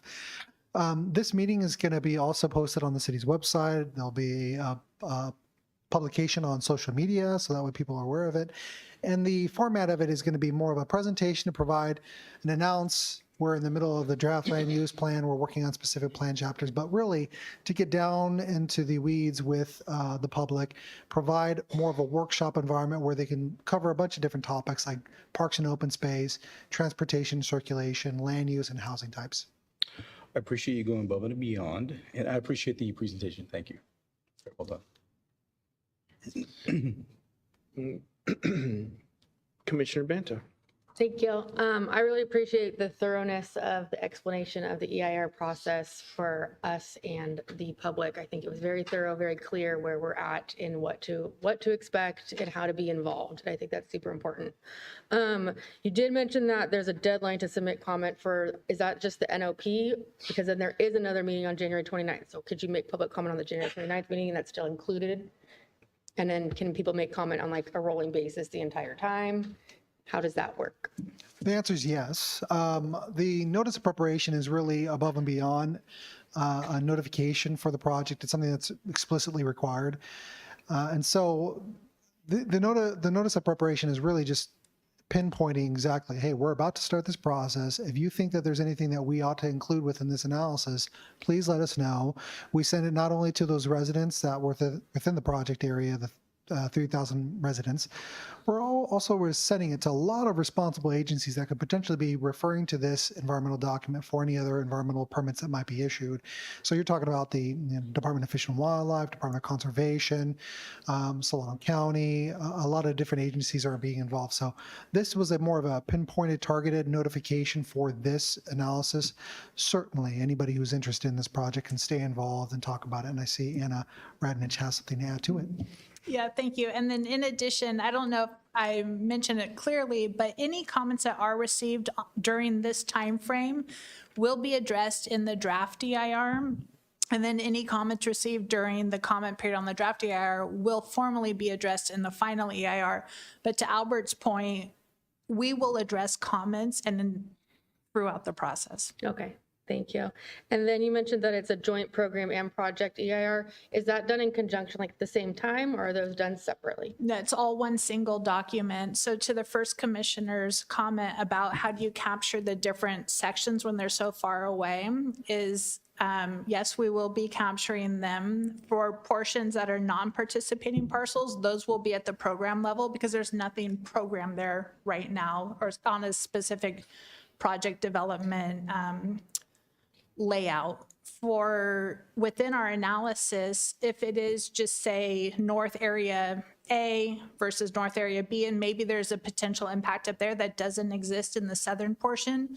We'll also be calling out the analysis and the mitigation measures that are applicable for the different areas of the overall specific plan.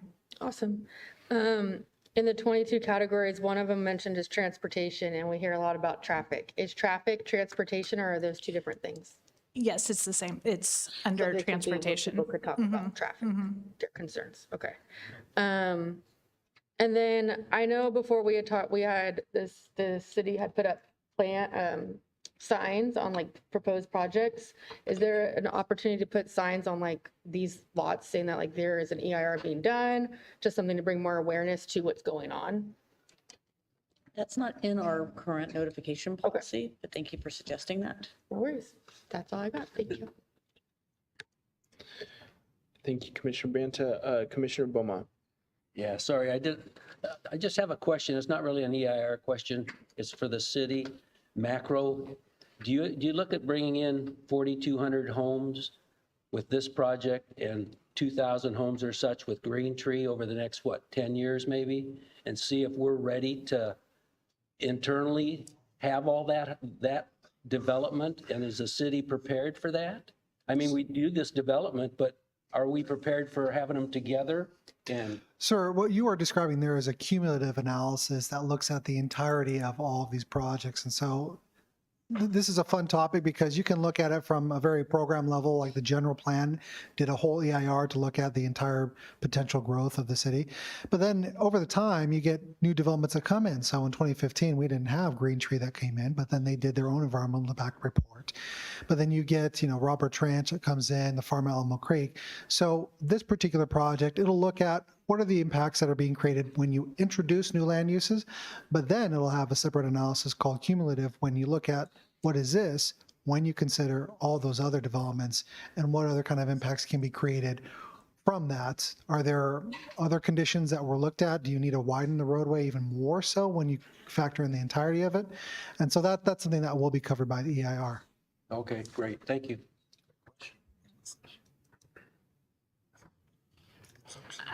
The other thing I wanted to add too is a specific plan typically builds out in a 10 to 20 year timeframe. So you're not looking at all the development over the next 2 years. It's going to happen in phases over time, and that's part of the process as well.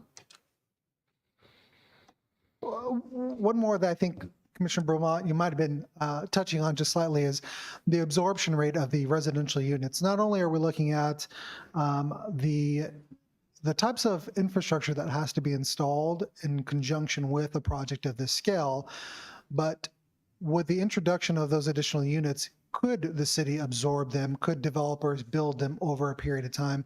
We did work on an absorption analysis part of this project, and we're also working with the developer team to see about our normal bread and butter is single-family detached on large lots. So when they introduce a housing that Vacaville needs, such as these smaller homes on smaller lots, how do those get absorbed in other jurisdictions, and how can we anticipate they'll be absorbed over a period of time in the city of Vacaville? And so that'll be something that will be forthcoming as part of the whole package of project information. Go ahead. And then lastly, in addition to the CEQA document, an MSR is being prepared, a municipal services review.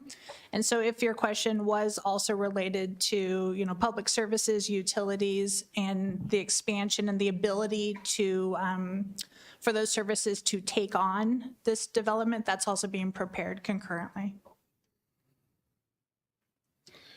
Vice Chair Wilkerson.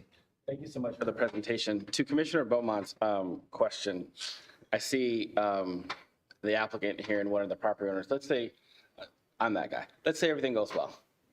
When are we looking at going vertical and having homes out? Todd or Rich? Or Albert, and just any thoughts? I mean, because this is a long drawn out process. And so we're talking a lot of housing in Vacaville, right? We have a lot of areas that, sometimes we get beat up on, but I mean, I think it would be important to know the timeline that we're kind of talking about on this. For the question, Commissioner Wilkerson. So we do have a bit of homework in front of us, obviously. I think if you look at our schedule that we have agreed to with the city, we're spending 2026 getting through the EIR and planning process, probably bleeding into 2027.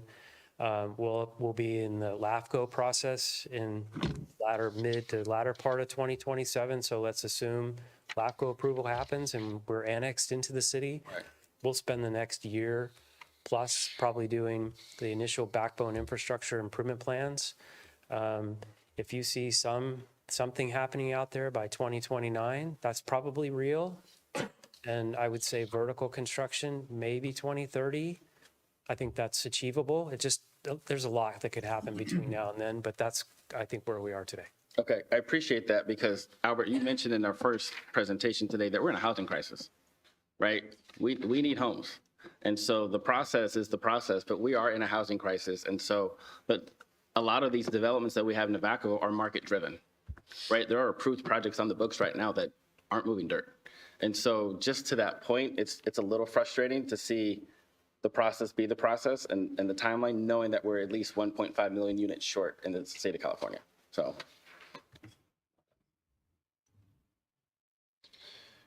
Thank you, Vice Chair Wilkerson. I'll now open it up for public comment. Anybody that would like to speak on the topic, please step up. Thank you again for listening to me. I'm glad I attended tonight because I live over at Robert Ranch, Wild Hawk, and one of the concerns was the train noise. And the reason I got on with the train gang because of the kids, how it's affecting their development, trains going all during the day and the night. And one of the things that I found out listening in here, if you could show that first presentation on the A&P Children's Development, where it's located, there's a school there. That red line, is that the railroad tracks? Okay. What do you plan to provide for a sound barrier or something like that? Because that train is going to be going off at Friar Road. It's going to affect that whole area. And the reason is I want to bring this up because you're going to have more complaints and so forth like that. As we've been here before with the city council and we're working with the Commissioner Morris of the things that didn't get done with the Wild Hawk development, you might want to consider that, how the train noise is going to affect that.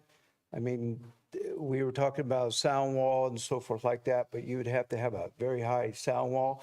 That's why we're trying to implement a quiet zone. And the reason is it's going to affect the development of the children in our area.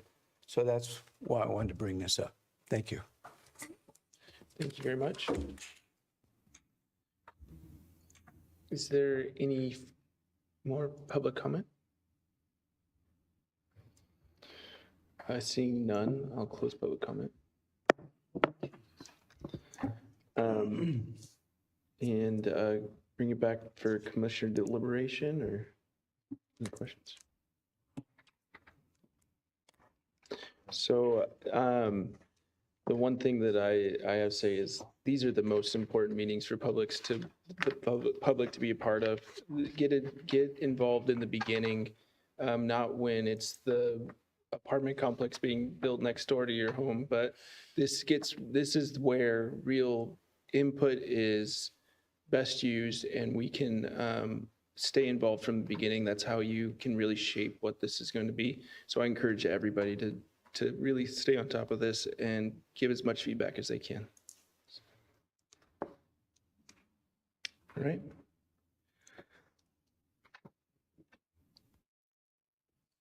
Next. So no action is required by the commission. This is a scoping meeting. It's only intended for us to collect comments. We've heard from the commission, we've heard from the public, and we will continue to collect comments until January 2nd of 2026 into the new year. We thank you for the commission for hosting this scoping meeting. Thank you very much, Albert. Can I ask one question real quick? Yeah, I think so. We have a friend who lives on Catawba Road, whatever it is, that is away from being developed. Those basins that are there that are fronting that road, can they overflow in a large rainstorm into that area?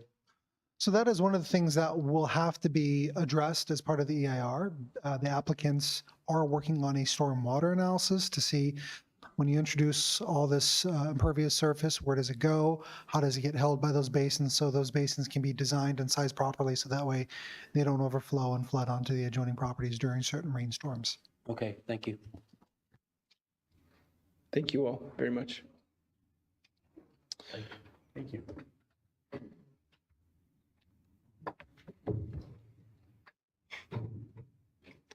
So next, we're going to move on to item number 9, the director's report. And we'll hear from Director Morse. And Thank you, Chair Lightfoot and members of commission. I'm happy to present the final director's monthly report of the year. Just a heads up, in the new year, Claudia Garcia, who's the Assistant Director of Community Development, will be sitting in this chair during the Planning Commission meetings and will be providing you with support. So this is my last director's report for now. Understanding that if she goes on vacation, I will be right back here in this seat, and I will stay in touch as I'll probably be sitting out there for many of the meetings. Let's go to the next slide, please. We have a lot of updates. So on November 19th, the City Council, as Albert mentioned earlier, considered the land use plan and received a project update for East of Leisure Town. They also had a study session on the Markham Callan neighborhood plan. They considered the dog stop zoning text amendment and a conditional use permit and approved it. And they also introduced the ordinance for the triennial building and fire code update, which will go into effect on January 1st.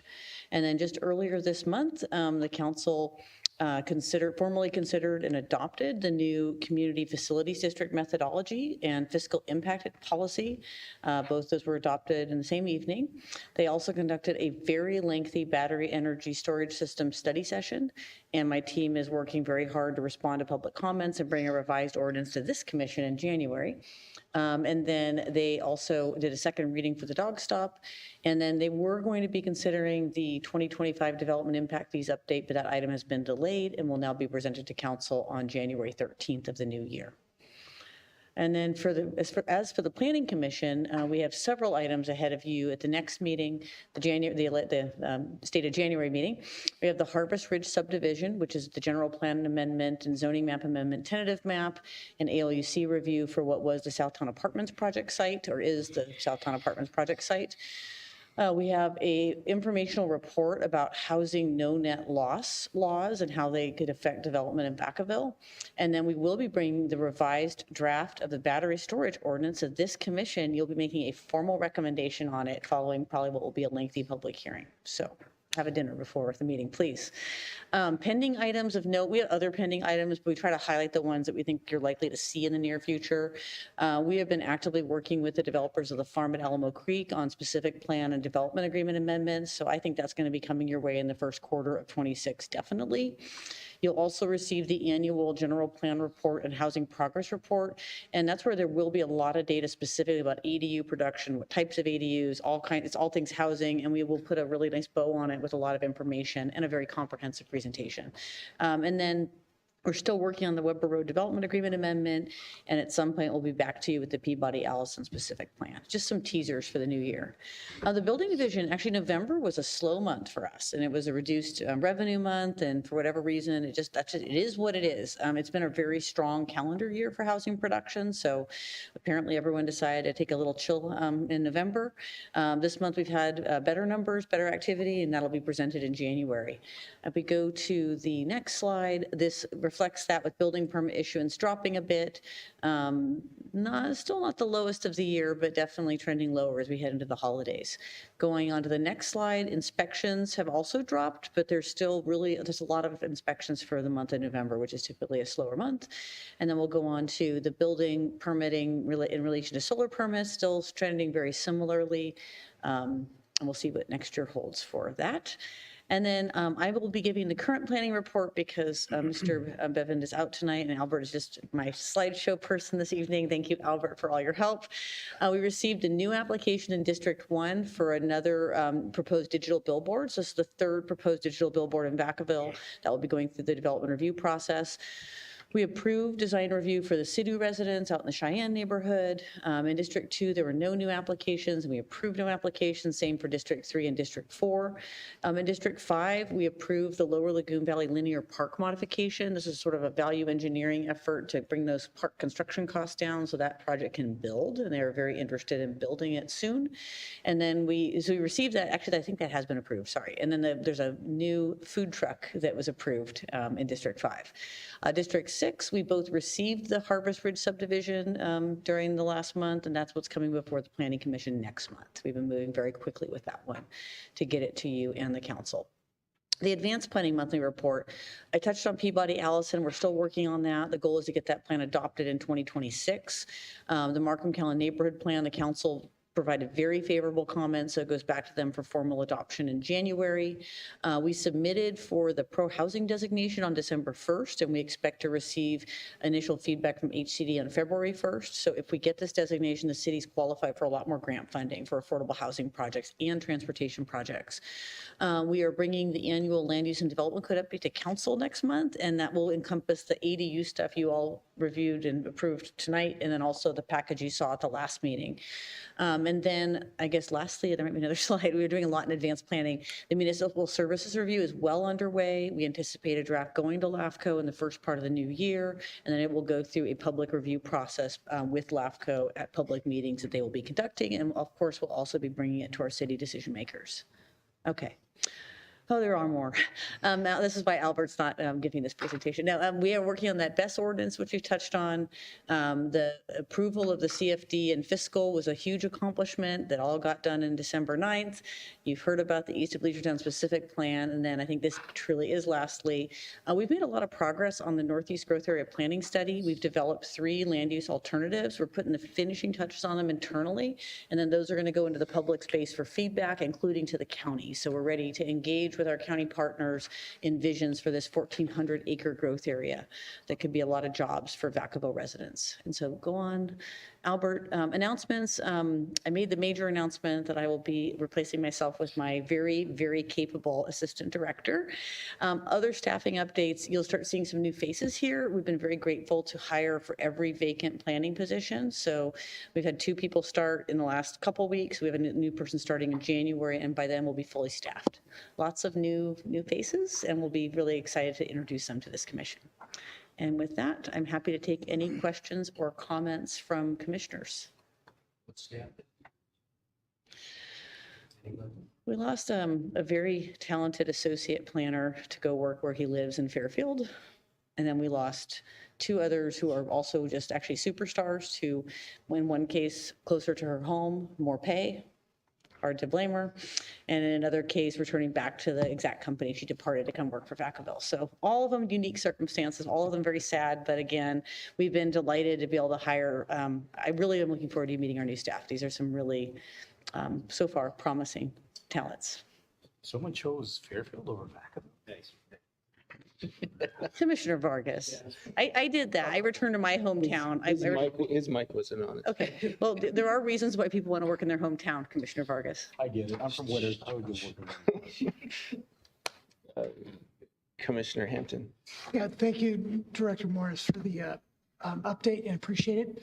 Just a couple quick questions. First of all, since I'm fairly new to the commission, the permitting in November, is that pretty typical as a lower end of the month, and the lows this month, is that pretty consistent with what the historical lows have been in the city?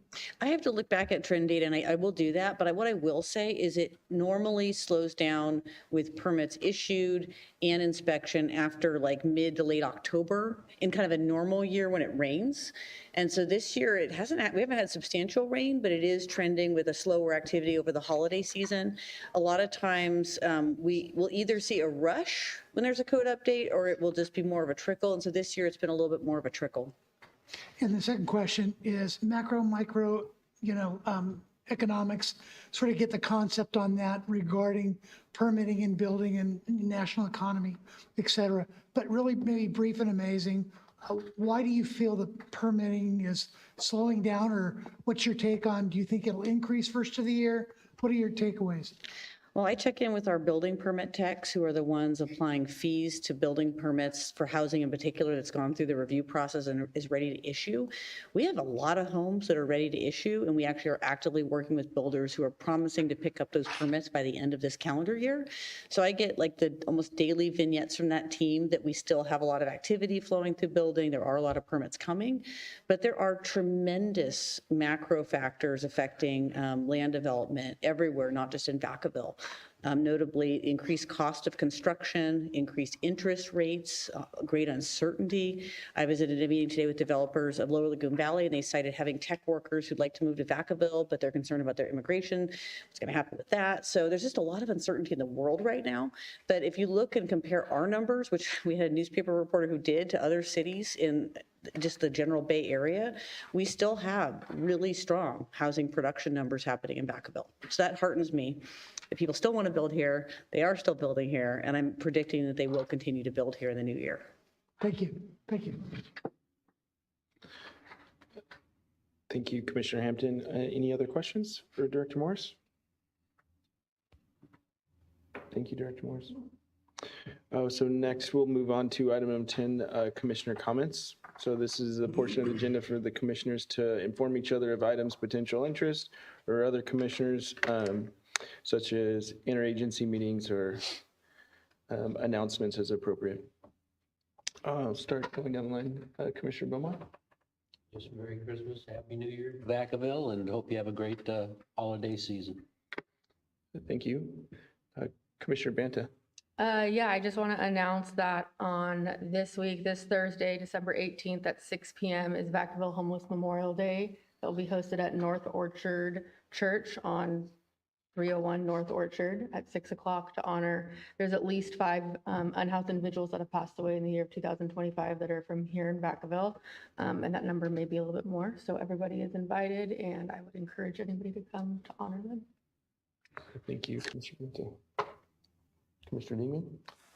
Yeah, I just want to say thank you to the staff specifically and the other commissioners for a great 2025. For myself, coming in pretty late into the year, it's been a great year for me to learn and be a part of this community, and I want to say Merry Christmas, Happy New Year, especially to the staff. Thanks for all the work that you guys do. Thank you. Commissioner Vargas. 3 things. Breakfast with Santa at the Ulata Center this Saturday. I don't know if anyone signed up. I think Polar Bear Plunge on the 27th. That's always a hoot. And then I got to put in a plug for my 2 nephews. One's a senior and a junior at Winters High School. So I know it's not Vacaville, but they won the state championship in football. Yeah, good. And so they played a team out of San Diego. So I thought that was pretty awesome. So I told them I'd give them a plug. Vice Chair Wilkerson. Yes, 2 quick things. One, on December 1st, I attended the Festival of Trees Gala hosted by Opportunity House, and I just want to say the executive officer did a fantastic job with that. So great job, Ashley, on that. That was a well-attended event, and you guys did a really good job of highlighting all that Opportunity House does, and highlighting Paul McGuire, who's been a steward to this community over the last 35, 40 years. And lastly, selfish plug as well, Vargas, I want to wish my oldest, Aria Elizabeth, a happy 7th birthday today. Daddy loves you very much. Commissioner Hampton. Yes, I'd just like to echo Commissioner Dingman's commentary. So wish you all a very Merry Christmas and appreciate what you do. Thank you very much.